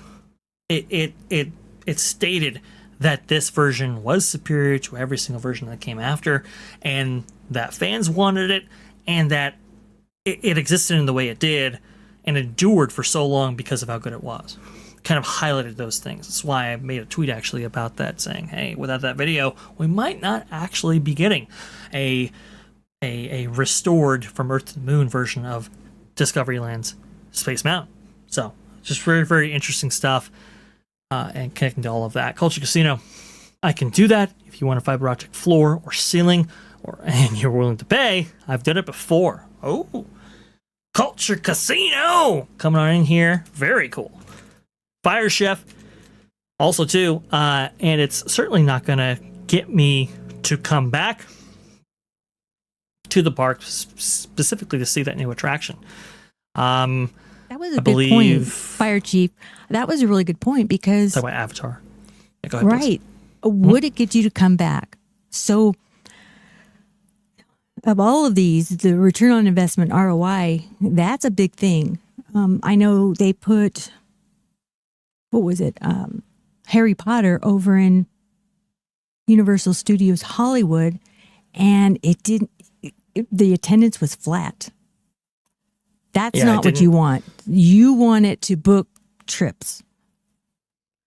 Right. It just didn't perform to the degree that I think operations managers at Universal expected it to. Remember, they were putting limitations, crazy limitations on all things annual pass holder for a little while there, because they expected that they were going to be overrun with annual pass holders and theme park attendants and so forth, connected to the success of Harry Potter West Coast. Didn't quite happen. Now, they did lay a lot of the great groundwork that Universal Studios Hollywood enjoys today, which is very, very good. But, you know, sometimes even those very, like, even conservative projections can be wrong sometimes. Right, so, right. There you and go. Cars Land, I mean, Radiator Springs Cars Land, that books trips. And I think that's why they want to do, Piston Peak. But will that book trips like DCA? I don't know. And then going into Tomorrowland, Nima here, not holding my breath on Tomorrowland. I think they just try to throw anything out there and, well, this is it. So that's going to be interesting to see what they do there. Yeah, I'm kind of scared. I'm a little bit afraid of what are they going to do? Are they going to ruin it? I want to have a whole discussion on Tomorrowland here, so that's very, very good to see that people are not only interested, but they're interested in having a conversation about it, because I really want to have one too. I want to go ahead and go back to Scott Gooson's article here, just kind of, obviously conclude Avatar, and unfortunately it might be concluded permanently, I'm not sure, and then move on to that Tomorrowland project, because it's interesting how they're interlinked in this way, but certainly it's fascinating to see the priority level for the Walt Disney Company. I also want to go ahead and highlight a couple of our amazing super chatters here who have decided to, support the channel. That's awesome right here. So Bus Man Nakta, I do believe, thank you so much for the $5. Do you think they will use elements from Villains Grove that they have in DCA during the Halloween event in the new Villains Land? I do think there is some inspiration being taken there. I know Disney recently actually just released like an ambient track, which is like an hour and some change there over on their YouTube channel. Looks awesome. That's fantastic. But you can kind of see that Villains Grove, I think, inspired some people within both Disney leadership and Imagineering to pursue those ideas and understand that they would be rewarded from them. So I do think there might be some stuff brought from Villains Grove to Villains Land. I think that's very, very likely. Maybe in the form of projections, fog, effects, all of that. I think that's absolutely likely for sure. Sailor Slayer, though, coming on in here with $4.99. People want unique lands, not the same lands in each park. I do agree. I think it's very, very good to have unique elements for these distinct, theme parks all across the world, right? The repeat era, I think that was kind of synonymous with the Chapek era because, he was looking to minimize investment and maximize ROI, and you can do that effectively when you've already developed an attraction. You just kind of, just pull up those same blueprints, pull up the same, Imagineers who actually facilitated that before. You can utilize a lot of the same suppliers, etc., for those projects and get that going. Usually a very costly effort and time-consuming, but that was the kind of the thought process behind that. Although for Disney fans, especially those who visit these parks around the world, we do like those unique offerings. It's one of the reasons why for Disney Hollywood Studios, for example, it was kind of like, well, there was so much overlap between its offerings and Disneyland Resort's offerings that it was kind of like, didn't necessarily make sense to even spend a lot of time in that park, which is a shame because that park has a lot on offer that is unique to it. So I think Indiana Jones is going to be great. I think it's fantastic that they are doing something completely new. Disneyland that Indiana Jones is the best, to me, the best ride ever. It's pretty much my favorite. But it'll be neat if they can do something different over there using the same ride system. You just change the IP or change the storyline. I think that's fantastic because it gives you a reason to go to both parks. I agree. It gives you certainly gives you a lot of reason to go to both parks, which I think is very, very cool. I think it's the concepts that I'm seeing from it's the myth of the Jade Serpent. I do believe I am never going to get this right. I hope I do one day, but I think it's an interesting way they're approaching this whole thing, and I do wonder. That finale scene that they were talking about where the serpent was going to make a reappearance there, it's supposed to be, mind-blowing. I do wonder how it's going to hold up at the boulder, so I do have questions about that, but we'll see. You'll remember that Michael Eisner himself even was like, hey, where's the boulder? From the Indiana Jones Adventure when they actually did do the original version of Dinosaur. That's why the dinosaur himself actually made his appearance in that specific part of the attraction in the way he did in order to kind of elicit that same reaction. So it's kind of interesting. Ken Reinhardt, though, today's Imagineers buy sheds at Home Depot. Unfortunately, you are correct. Not good. Don't like that. Man, that gift shop is terrible. Ken Reinhardt, though, member for 1 month. I do appreciate that. Thank you so much. Today's Imagineers just buy sheds at the Home Depot. That they do. All right, let's go ahead and get back to Tomorrowland, though, as we say goodbye, I guess, to the Avatar project. With this announcement, Disney has also laid out where the project now falls in the sequence of major Disneyland Resort projects, and the sequence gives us a much better idea of the company's priorities over the next several years.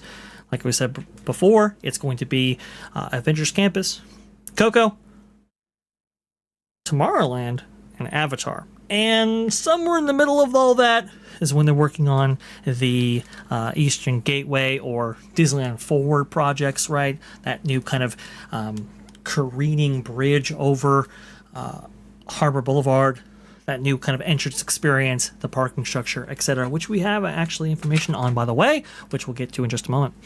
The order is notable because it shows that Tomorrowland has been prioritized. While Avatar fans may be disappointed to see that project pushed further down the list and maybe canceled outright, Disney says the shift reflects a desire to listen to the fans and finally give Tomorrowland the attention it has needed for years. In the short term, our development focus is going to shift to Tomorrowland and then return to the Hollywood Pictures backlot area of the park in the future to enable this work. This is by Jill Estorino, president of Disneyland Resort. I'll say it once and I'll say it again. It doesn't matter what they're saying now. It's all about what they do later. Talk is cheap, and even though they might be committed to it internally, it doesn't mean that they'll stay committed to it when that project finally arrives. They might be, kicking that can down the road because they might be waiting for a franchise to take over, right? Be more popular than it. We'll see. Let's see here. Estorino didn't shy away from acknowledging the criticism Tomorrowland has received over the years. In fact, she brought some of that criticism directly into the conversation and quoted some of the feedback that she's read online and in news articles. Quote, I also have seen some constructive criticism, and I would say it's all true and it's very valuable, said Estorino. Estorino read several examples of criticism about Tomorrowland, including comments that, quote, at this point, there is very little tomorrow in Tomorrowland. Yes, Todayland. And that classic land, quote, generally feels a bit tired. She even called out a joke about one of Tomorrowland's long-standing construction walls soon being old enough to legally drink, which is hilarious. It's Tomorrowland wall is a meme. It's a thing. Everybody knows about it, including management. I love that. Estorino also acknowledged that Disney California Adventure has received significant amount of attention over the years, including the massive overhaul of the park that she worked on during an earlier stint at Disneyland Resort. She argued that that investment was necessary and has helped DCA reach a very different place today. DCA has had a lot of attention and a lot of focus, and rightfully so. We needed to. I do agree. It was in rough shape there before 2012. It has become a world-class theme park. I'm so happy about that. And it's really standing on its own. Again, this is them saying, DCA, it's okay. At least after Avengers Campus and Coco, it's fine to turn attention back to Tomorrowland, which is a little bit controversial because even after those investments, a lot of people might argue that DCA still isn't that, it's not in that place yet to be left alone. It still needs additional help, improvement, expansion, etc. Not according to Jill. That's all who matters. What about the shape language? I love that. It's fantastic. That is a good question. Hey, yo! WJB Daily. Hey, yo, Vash and Skyliners. That is cool. Welcome on in, sir. Do appreciate it. We're just talking about a little bit about Tomorrowland. Indeed, I do agree with this one. 21 Royale with cheese. What about the Hyperion Theater? That is a very big question right there.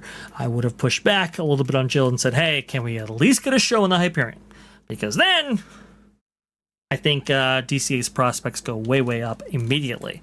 And again, that theater is just sitting there empty. Has been for 3 years, by the way, and has essentially sat empty outside of the summer of 2023, empty for 6 years since the Frozen was canceled there. At the same time, work is moving forward elsewhere around Disneyland Resort, including new parking structure and Eastern arrival experience. Quote, the work is already underway on our new parking structure, as well as our new entryway. A lot going on, said Estorino. Disneyland says enabling work in the Esplanade will begin this week in preparation for a new arrival experience. An official groundbreaking ceremony for the new parking structure is expected to happen next week. I want to go ahead and go over that just a little bit here while we have it and freshen our minds. Let me see if I can go ahead and bring this up right here. X is doing that thing again where it's like, you know what? We're just not going to show you previews of this stuff. You're going to have to log in. I don't want to log in, X. That's not what I want to do. All right, here you go. Theme Park IQ. Disney has filed 4 permits to demolish the ticket booths in the East Esplanade of the Disneyland Resort. This is likely in relation to the announcement shared by Scott Gustin that work will be starting on the Esplanade in the coming weeks. Permit entry X4. Disneyland Resort East Esplanade. Demolition 673 square feet of ticket booth with foundation to be removed and utilities to be kept. You can see right there, those ticket booths, as you see in that model right there, have been there since the establishment of the Disneyland Resort going back to 2001, maybe even before then as well. They've been there for forever, 25 years. And now they are finally being removed. Why? They are being removed to facilitate the work done to the entrance complex on the east side. So that is on the harbor side. That is you going over that bridge, as has been illustrated in that artwork, as provided by Scott Gustin here, actually. See if I can go ahead and get that up as well. There you go, right there. Boom. That artwork, you can see how it would be done. You can see that kind of bridge there, overarching over Harbor Boulevard, You can see there's kind of a new turn-in right there, a new entrance sign and so forth. And then that bridge connects to the parking structure on the other side of the hotels across from Harbor. So a lot of work that needs to be done here. Again, this is now 10 years in the making, I do believe. With the original Eastern Gateway project, they had the plan was to do something very similar to this, which, by the way, that actually goes back to a 1990s plan of having these dual parking structures on each end of Disneyland Resort. Well, at that point, yeah, I think it was going to be called Disneyland Resort or Disneyland Plaza or whatever. And, they would be connected by People Mover, which is very, very interesting. It was a grand plan, but again, they conceived this in the 90s. Like I was saying, always has been this way. So it looks like they are starting this according to Theme Park IQ, which is very, very good.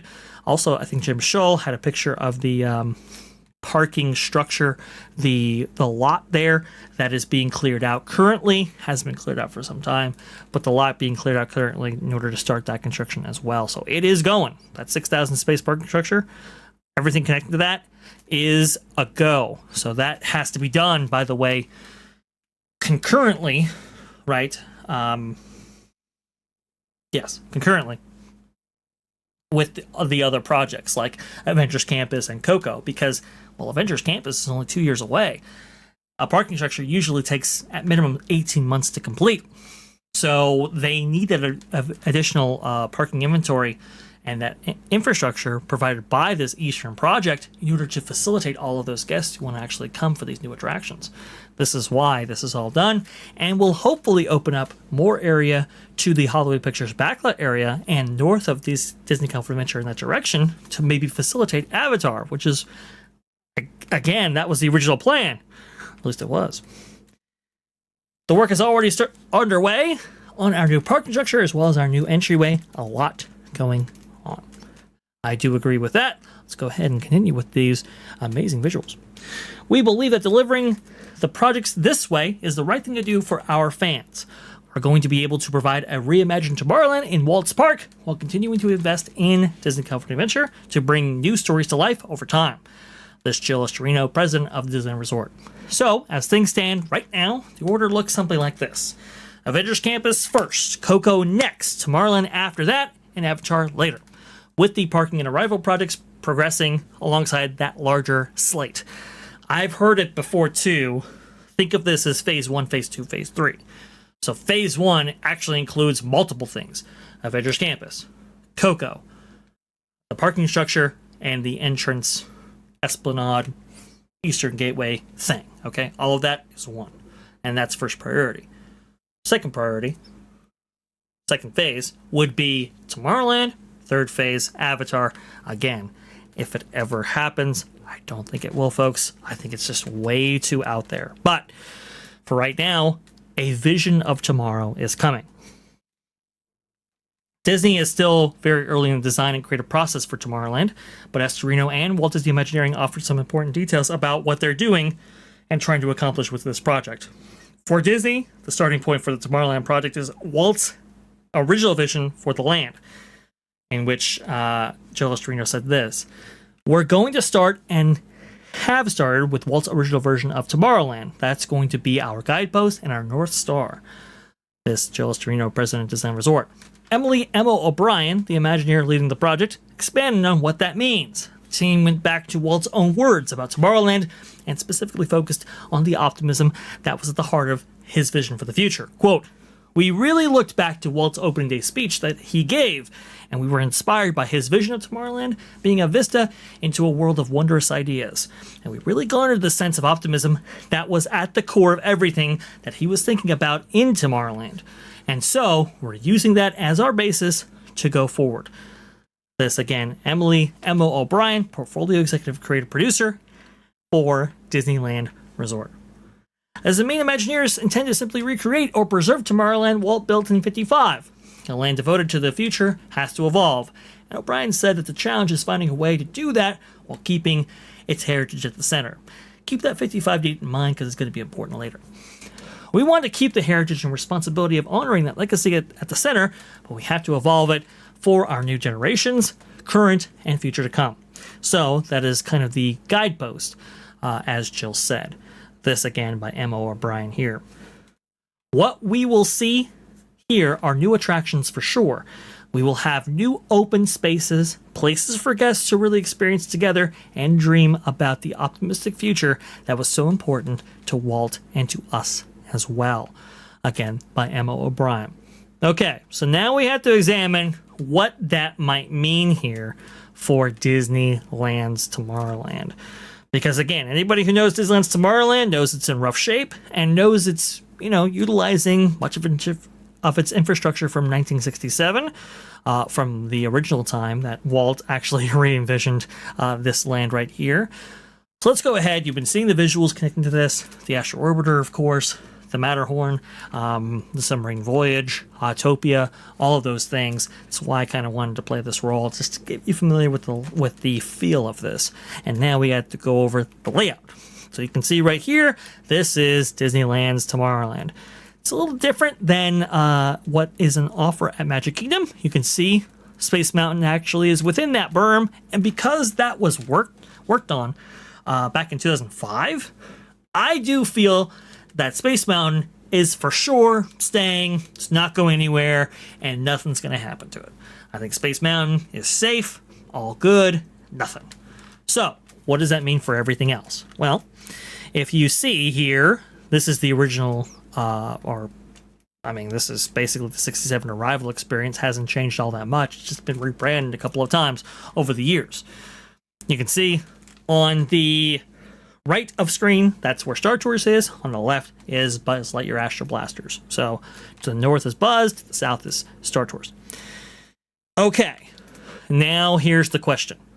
Are they going to tear these buildings down? Are they going to replace what's inside, etc.? Replacing what's inside is very difficult because, to be honest, these buildings are actually maximized to the possible extent they can be. There really isn't an attraction you can replace the innards with that would be any more compelling than what's already currently on offer. You can see right here, actually, the spatial restrictions involved in Star Tours. So on the left here is Adventure Through Inner Space. That was the original dark ride conceived for this area back in 1967. And then when Tony Baxter, Michael Eisner, and George Lucas did that incredible deal in the 1980s to bring Star Tours to life in 1987, you can see that it replaced Adventure Through Inner Space. But you can see all the available space was used. I mean, they were only able to get 4 Star Speeders in there, which is less than the 6, I do believe, that Disney's Hollywood Studios has in Walt Disney World. And you can see there's not even enough room to actually do chain link rows here for loading for Star Tours. Like, it's that small. It is used that well. And so an e-ticket resides in one of the smallest space that Disneyland Resort has to offer. Are you really going to go ahead and replace that with something as compelling with that little space? Today's Imagineering? Not a chance. So I don't think that will change unless they do something, which is bulldoze those buildings and push everything outward. That is a possibility, but I don't think it's likely. It would cost a tremendous amount to do that, and again, you'll return from that, right? You see, here's the thing. Ben Fritz had his article that he released via the Wall Street Journal a few years back. And apparently it outlined during that very chaotic Chapek era that Disney Imagineers wanted to revitalize Tomorrowland even back then, but were actually told no. Why? Because they felt that they wouldn't receive the ROI, that being increased attendance at Disneyland, necessary to justify the costs related to it. It makes sense. So, do I think that paradigm has completely changed now? I don't think so. I don't think they are going to meaningfully replace these buildings, these original structures that have been there since '67, and re-inhabit them with experiences, shows, or attractions that they feel is compelling. I don't think they're going to demo those buildings and build new things. I don't think they're going to, empty out those interiors. I do think Star Tours and Buzz Lightyear Astro Blasters, as much as it pains me, I do think they're safe. I actually like Star Tours. Buzz Lightyear, not so thrilled with the aesthetic connected to it, and maybe that gets overhauled during this whole thing. I would invite that to make it more consistent. But we also saw, actually, that the exterior of Buzz Lightyear Astro Blasters was changed recently in order to reflect this kind of 1967-esque aesthetic, which is very, very interesting. It was kind of painted in this kind of off-white, this kind of gray tone, which I thought was kind of bizarre. And this is why, originally, if you were following Vash Sky ParkCast for the last couple of months, we actually talked about how that's really interesting. We have all these changes going on in Disneyland's Tomorrowland, Magic Kingdom's Tomorrowland, and yet we have not heard an official announcement from executives at Disney. And now they're saying, well, we want to go ahead. Not only do we want to reimagine Tomorrowland again, but we want to make it consistent with Walt's vision of the future, right? Yesterday's tomorrow, today is the tagline. Okay, well, that would seemingly suggest that you're going back to not a 55 aesthetic, but a 67 aesthetic, the way that Walt originally imagined and never actually got to see himself on opening day back during that time. Okay, fair enough. Do we actually get a repainting or rebranding of these buildings? Well, we've actually already seen it with Buzz Lightyear, so I would say that's very, very likely. What does that mean for the other structures here, though? Ones that don't actually inhabit, attractions that are deemed worthy by guests, I guess, with attendance, with capacity, etc. Like, for example, the old Carousel of Progress building, then the Interventions building, and now just the empty launch bay or whatever with like a DVC lounge on top. It's bizarre. I don't think this stays. I think this does go. I know that, Disneyland just invested in this DVC lounge. All that set dressing, folks. I mean, there wasn't substantial modification actually done to this building. And it does take up a bit of room. Not like an incredible amount of room, but it does take up room that could actually be in service to a new attraction. So I do think that goes away. I do think this area is kind of reconfigured right here. Does that mean Alien Pizza Planet's also going away? I do think so. I think the building will stay, but I do think that's going to be rebranded to something that's a little bit more consistent with that 67 vision here. I think Kevin Feige actually talked about how Fantastic Four, he said this a number of times, reiterated it over the weekend actually, suggesting that Fantastic Four, the MCU version, the tone, set design, aesthetic, the mise-en-scene for that movie was heavily inspired by Tomorrowland, specifically the 1967 version of Tomorrowland that, again, Walt himself actually constructed. I do think that's where they're going. Like, for sure. Just these empty buildings, they gotta go. I think they're gone. There's also some there's another thing that correlates here.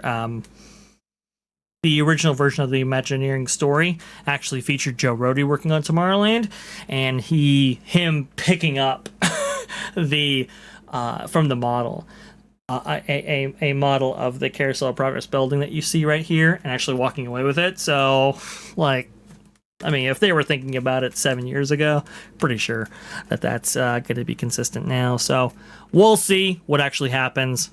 And then that brings us to the north end. So you'll see right here, this is the last expansion pad that Disneyland has.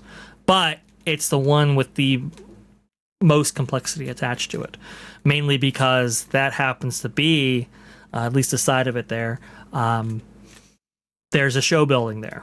You can't see it because it's the show building for the submarine voyage. Okay. And so you have the submarine voyage there, you have the lagoon there, but the subs actually do travel back there. It's a little on the side. It's not like the whole thing, but it's a significant portion of it.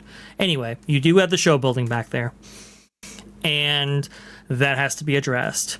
But on top of that, you have the Autopia. And then on top of that, you have the People Mover tracks. And then on top of that, you have the monorail tracks. Again, this is why this area has not been completely redone in the past. So what does that mean? Okay. The monorail tracks that are there right now are a product of when the monorail, this is why we go over history, Fashion Vixen, every single Saturday at 3 p.m. Eastern. We go over it because it's really important to understand the future. And sometimes it's shaped by our past. So in this way, in 1959, remember the Alweg monorail, when it was added to Disneyland, didn't go anywhere. Didn't go to Disneyland Hotel.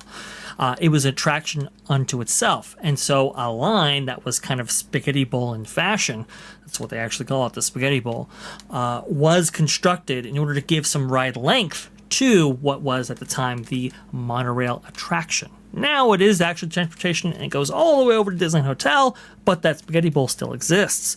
So that needs to be addressed.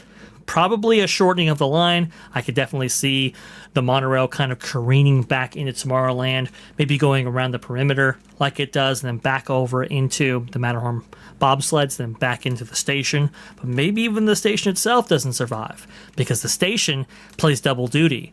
You'll remember that the monorail, the Matterhorn, and the submarine voyage were constructed all at the same time and open in 1959. Whoa! That's a long time ago, but because of that, it's all kind of the same complex. And you have the monorail station right over the load-unload for the submarine voyage. I would think that if you're going to get rid of the submarine voyage, you would meaningfully modify, maybe extensively, the monorail platform as it currently exists. What does that entail? I have no idea. But, there have been some issues related to, like, the size of the elevator that services this, the ramps actually used to get people up and down. It probably does need some updating anyway. But then what happens to the Autopia? And so you'll remember that we've been covering the story over the last few months, right? This story about Autopia and how it has to be now, because of, the state of California, it has to be updated to include electric vehicles. It's like, okay, well then, like, what does that entail? What does that mean? When the Autopia has to be converted to, something that is electric. Do they actually pursue that? We did hear from a Disneyland spokesperson that apparently that they were, the Imagineering that is, was testing a Autopia vehicle. And it's like, okay, well, is that still coming? Now that there's going to be a reimagined Tomorrowland, doesn't necessarily make sense to invest in a fleet of electric vehicles if, in fact, there's going to be an open question on whether or not Autopia exists. So these are the things that people need to be asking themselves. I'm sure the company's asking themselves right now, why should we invest in a fleet of electric vehicles and all of the problems and maintenance issues and everything else that comes with that if, in fact, this is not going to be here anymore? That's an interesting question. And the reason why I'm pretty confident the submarine voyage is going away is because, well, the submarine voyage, for the longest time, has been a place that has been an attraction that has never really truly delivered on the efficiencies and operations that Disneyland expects from its attractions today. Again, attractions at Disneyland, you want anywhere between 15 to 2,500. That's kind of the ideal. You go above that, that's great. I think People Mover back in the day was like 5,000, which was crazy. That is 5,000 people per hour. Okay, submarine voyage gets like 900. That's like Peter Pan? Maybe even just a little bit better than Peter Pan, which is a slow load and unload. If you've ever waited for that ride, it's tough. Okay. But Submarine Voyage has another problem. Not just that it is low capacity. You can be okay with low capacity if, in fact, there is high demand and it's low cost, right? Peter Pan doesn't really cost that much. It's $55 classic. It's an original. Whatever. Submarine Voyage, though, that's a whole nother story because it is unbelievably expensive to maintain. They have divers going in there every single night to service so many of those elements connecting to the Finding Nemo submarine voyage as it currently exists. They have to, on a regular cadence or basis, they have to go in there, drain the lagoon, repaint it, recoat it in order to make sure it looks fresh for the show when you're actually under the lagoon and seeing those amazing sets as part of that submarine voyage right there. It takes a tremendous amount of labor in order to operate and run. And it leaks like a sieve, by the way, which is not good in the state of California. It is just a ton that goes into everything attached to the submarine voyage.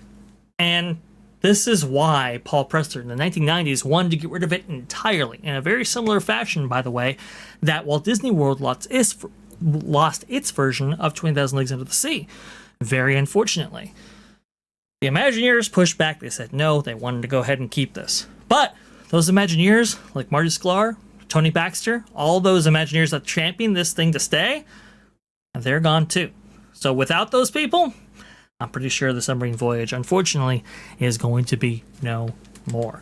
I do think it was recently, when submarine voyage took on its Nemo theme, that was back in 2007. I think at the cost of $100 million or something, which was incredible. But 2007, they've gotten their 20 years out of it. Next year, 2027. You can kind of see where we're kind of, our past is informing our future. The other thing, too, I don't want to go ahead and leave this out, is the Matterhorn bobsleds. I understand it's not part of Tomorrowland, but there is this ongoing issue with the Matterhorn. That is to say, it's the same issues that we talked about when concerning the Space Mountain, right? Over there at Magic Kingdom, which is its closest cousin. It is a 1959 era Aero coaster. In fact, it is the first tubular steel coaster in the world, but it is kind of an Aero product. Aero hasn't existed for 20 years. So it's kind of like, where do you get parts for an Aero coaster? You don't. You basically have to manufacture those. And I do hear that maintenance technicians are in this basically every night at this point, trying to keep this thing alive with Scotch tape and bubblegum. It needs a long-term solution. And that long-term solution, by the way, is not easy because, well, its track goes in and out of the mountain and so forth. To replace the track, you can't keep the current state of the mountain. You have to make huge modifications to it because it doesn't actually survive an envelope of protection test. Just like Space Mountain at Magic Kingdom. Redoing its track is not just as easy as, ordering up some new Vekoma track from, like you would do with like Big Thunder Mountain Railroad, for instance. It's just there's a different level of certification, a different level of standard that unfortunately these old coasters can't simply rise to the challenge of, which is why they usually either get demolished, usually get reimagined, replaced, etc. Now, I do hope in Magic Kingdom's case, anything that comes in the future will be just as good as the original.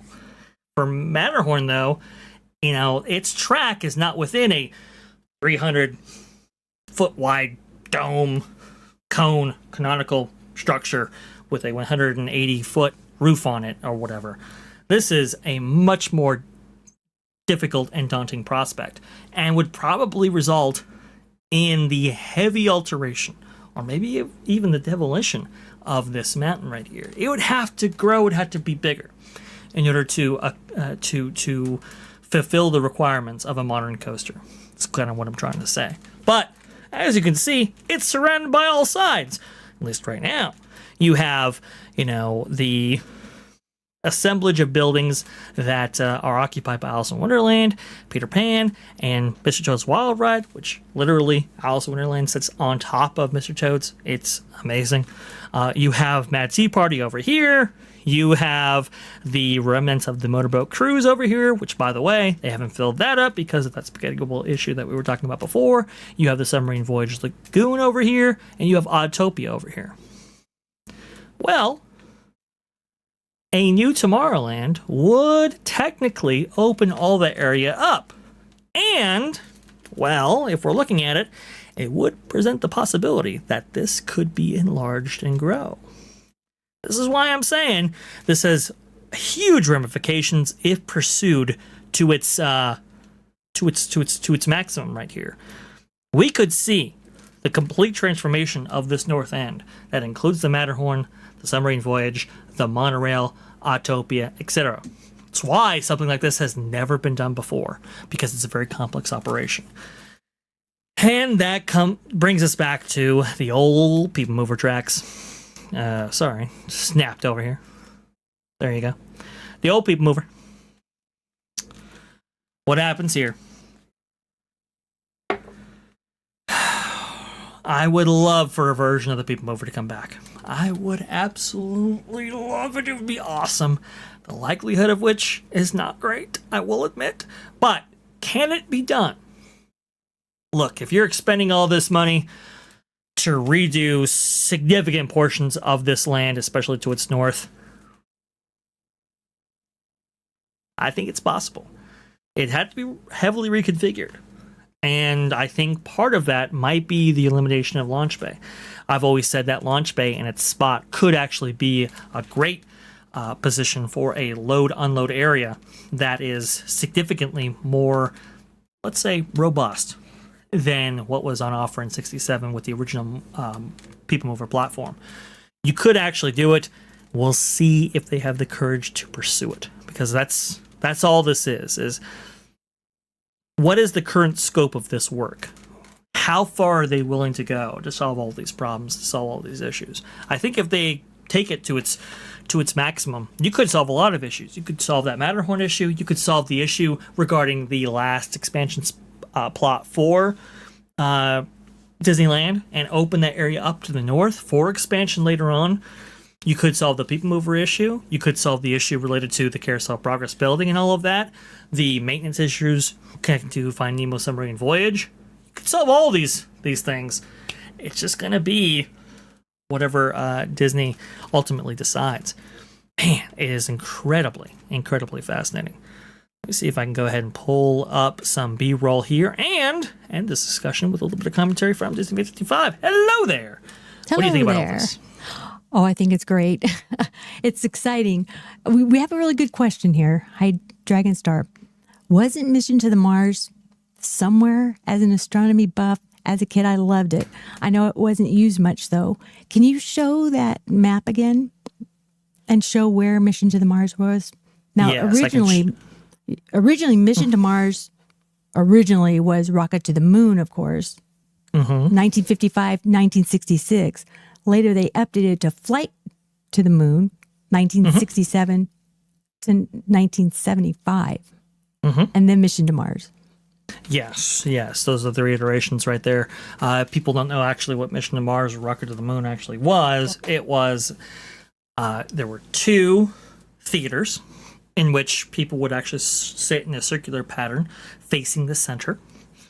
And by the way, if this configuration sounds familiar to you, that was actually the pre-existing attraction before Alien Encounter over there, Magic Kingdom right there. Then eventually would be Stitch's Great Escape.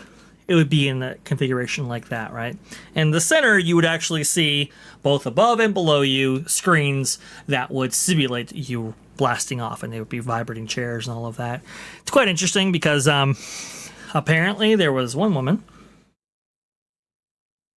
who was very attached to a particular chair, and she would come regularly in order to experience that attraction. She was devastated at the fact that they were getting rid of this. It's very, very interesting piece of Disney history right there. Anywho's, you can see right here, though, the Rocket to the Moon attraction or Mission to Mars attraction was where Alien Pizza Planet currently is. So people will note that Disney 55, the eating area next to the entrance to Space Mountain? You mean Pizza Planet? Well, not Pizza Planet, but there's kind of like this. There's additional seating for Pizza Planet right now, right? and it kind of hugs the sides of the entrance corridor leading into the attraction, right? So, like, on one side, you have the Captain EO or Magic Eye Theater. On the other side, you have this kind of extended eating area. Right. If you look just beyond there and to your right, there was this kind of like space themed eatery there where people could actually get concessions and everything else.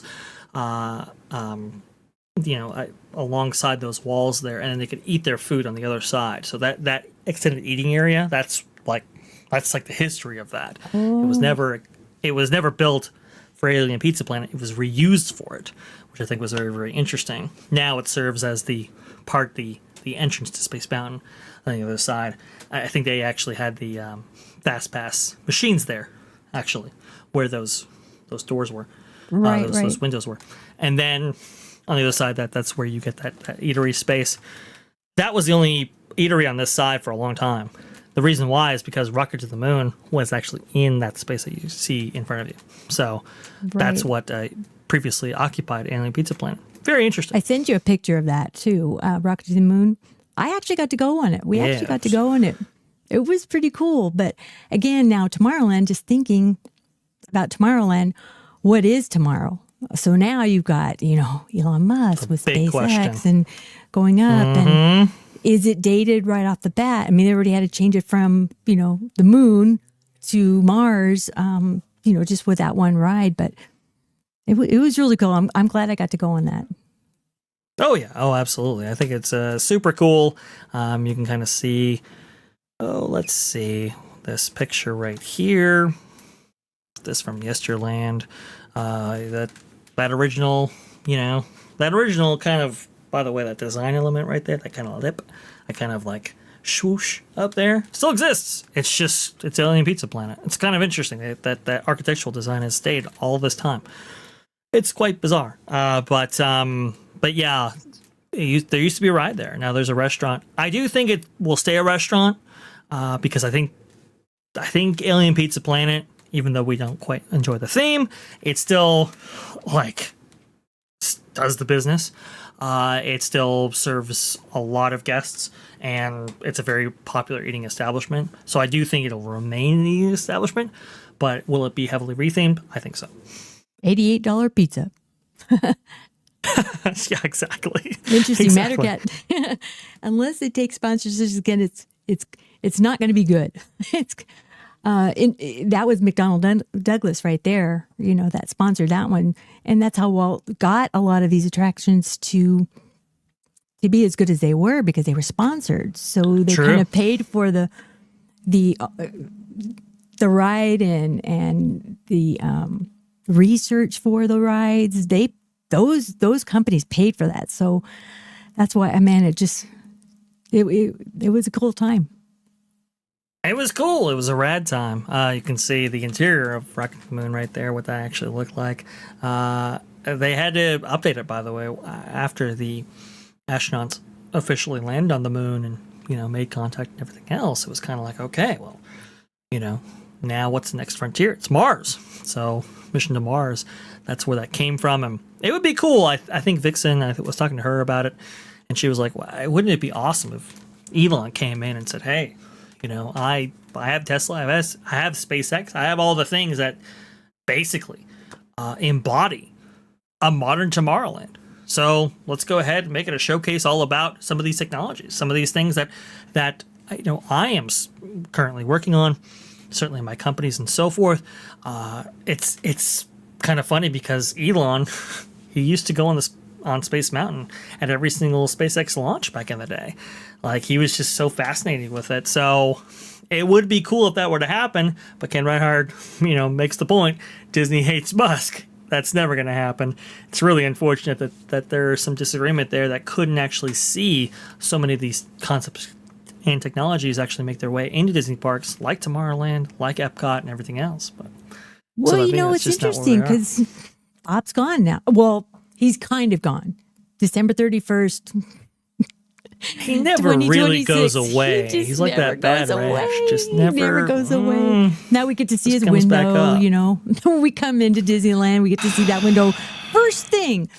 But now that there's new leadership with Josh Tomorrow, I kind of wonder if they could build that relationship back. I mean, they're looking at maybe doing Pirates of the Caribbean movie with Johnny Depp. With the regime gone, maybe they can build that relationship again. But it'll be interesting. Indeed. Maybe that could happen. I will say, Ken Reinhardt, it's a perfect comment, by the way. Go fund yourself. That might be what Elon might say. It's very, very interesting. I am hopeful that we can get a Tomorrowland that is maybe showcasing the technologies of tomorrow, the frontiers of tomorrow, etc. I just don't think that Imagineering nor Disney is inclined to maybe take the Tomorrowland concept to that degree. I do think they are in this mode still of let's go ahead. You can see right there. That's see Rocket to the Moon. That's it. That's the swoosh and everything like that. That's it. Okay. I think they are kind of inclined to, incorporate franchises, incorporate this product, incorporate this kind of ROI in a way that is inconsistent, maybe with Walt's vision of not only the parks but certainly of tomorrow. So, little sad, little depressing right there. Seriously, Alien Encounter was terrifying. Lady Stardust, the Lady Starstruck says, yes, it was. And I remember going on it when I was like 10 or something. And I was like, holy crap, like this is the most intense, terrifying thing ever. Now, here's the thing. I don't know if necessarily the Disney company should do more scares like that, because that's pretty intense. But, I think scares are okay. And I think I do leave a lasting impression. I mean, I don't remember much from that Walt Disney World vacation. I do remember that. There you go. Professor Fear here. Walt knew how to use other people's money. He sure did. He was brilliant at that, by the way. I mean, you gotta give the guy credit, right? He was able to get 4 distinct corporate entities. Well, one of those being a state, but that's here and there. He was able to get 4 entities to fund, to maintain shows and experiences at the 1964-65 World's Fair, and then he was able to take those same experiences. And by the way, all of the development costs attached to those, all of the R&D, obviously that was paid for by people like General Electric and Ford and everybody else. He was able to take all of that and bring them back to Disneyland, including like the Ford's Magic Skyway there with the People Mover and all of those motorized wheels there that created the assemblage of that attraction. Oh, you can see right there. That's what I'm talking about. See right there, Disneyland 55. That I do. I just didn't know it was called eatery. Something different. Yeah. That little eatery right there, that little space to eat, is obviously extended eating for Alien Pizza Planet. But that was its own thing. And I think the camera careens around here. Hopefully it does. And on that wall back there was where you actually got your food. It's kind of interesting. Okay. Right. Anyways. No, like, that was an ingenious thing. To have Walt be able to have General Electric, Ford's Magic, Ford, Pepsi, all of that, pay for his products, pay for what would be future attractions for the park that we would enjoy decades down the line.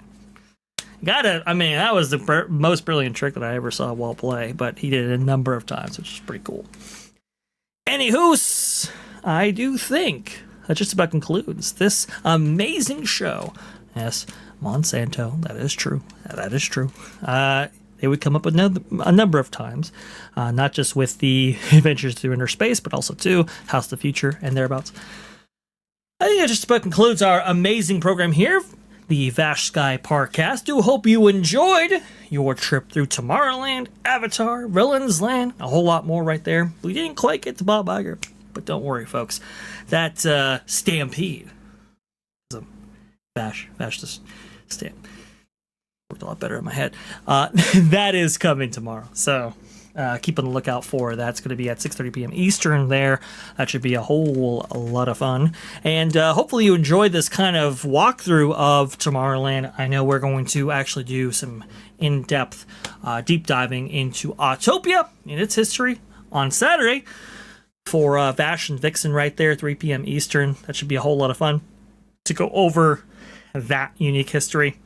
It is really, really something when examining the history of these attractions, and you know, through that examination, what actually informs us about the future, informs us about some of the issues that Imagineers today currently have, and how many forward-thinking elements of the Imagineers before utilized, cultivated, and were successful in bringing so many of these concepts today.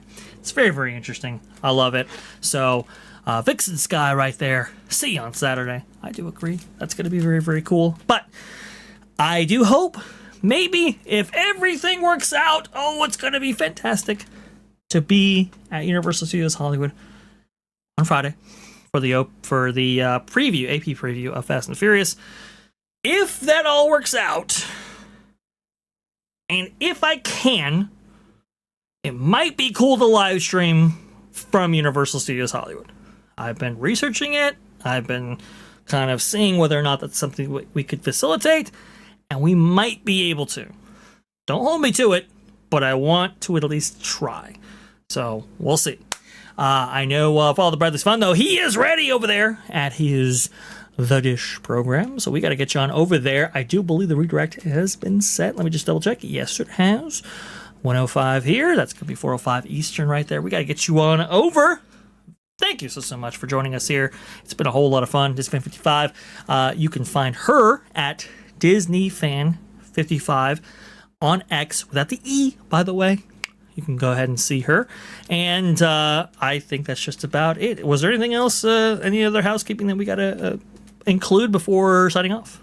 No, I just think the people are excited about, wondering what's going to happen with Tomorrowland.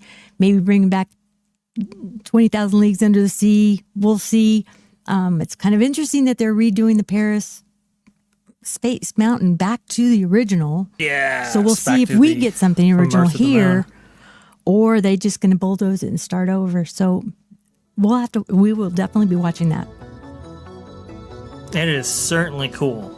I think one of the low-key best announcements of the night was that they were going to be returning Discoveryland's version of Space Mountain to its original glory, with the music, by the way, with some of those amazing visuals, those Jules Vernian type inspirations all coming back. It should be a whole lot of fun, and we'll be looking in and covering Tomorrowland, Avatar, Coco, all the things associated with Walt Disney World as closely as possible as we enter this very new Thomas Moslem / Josh D'Amaro era.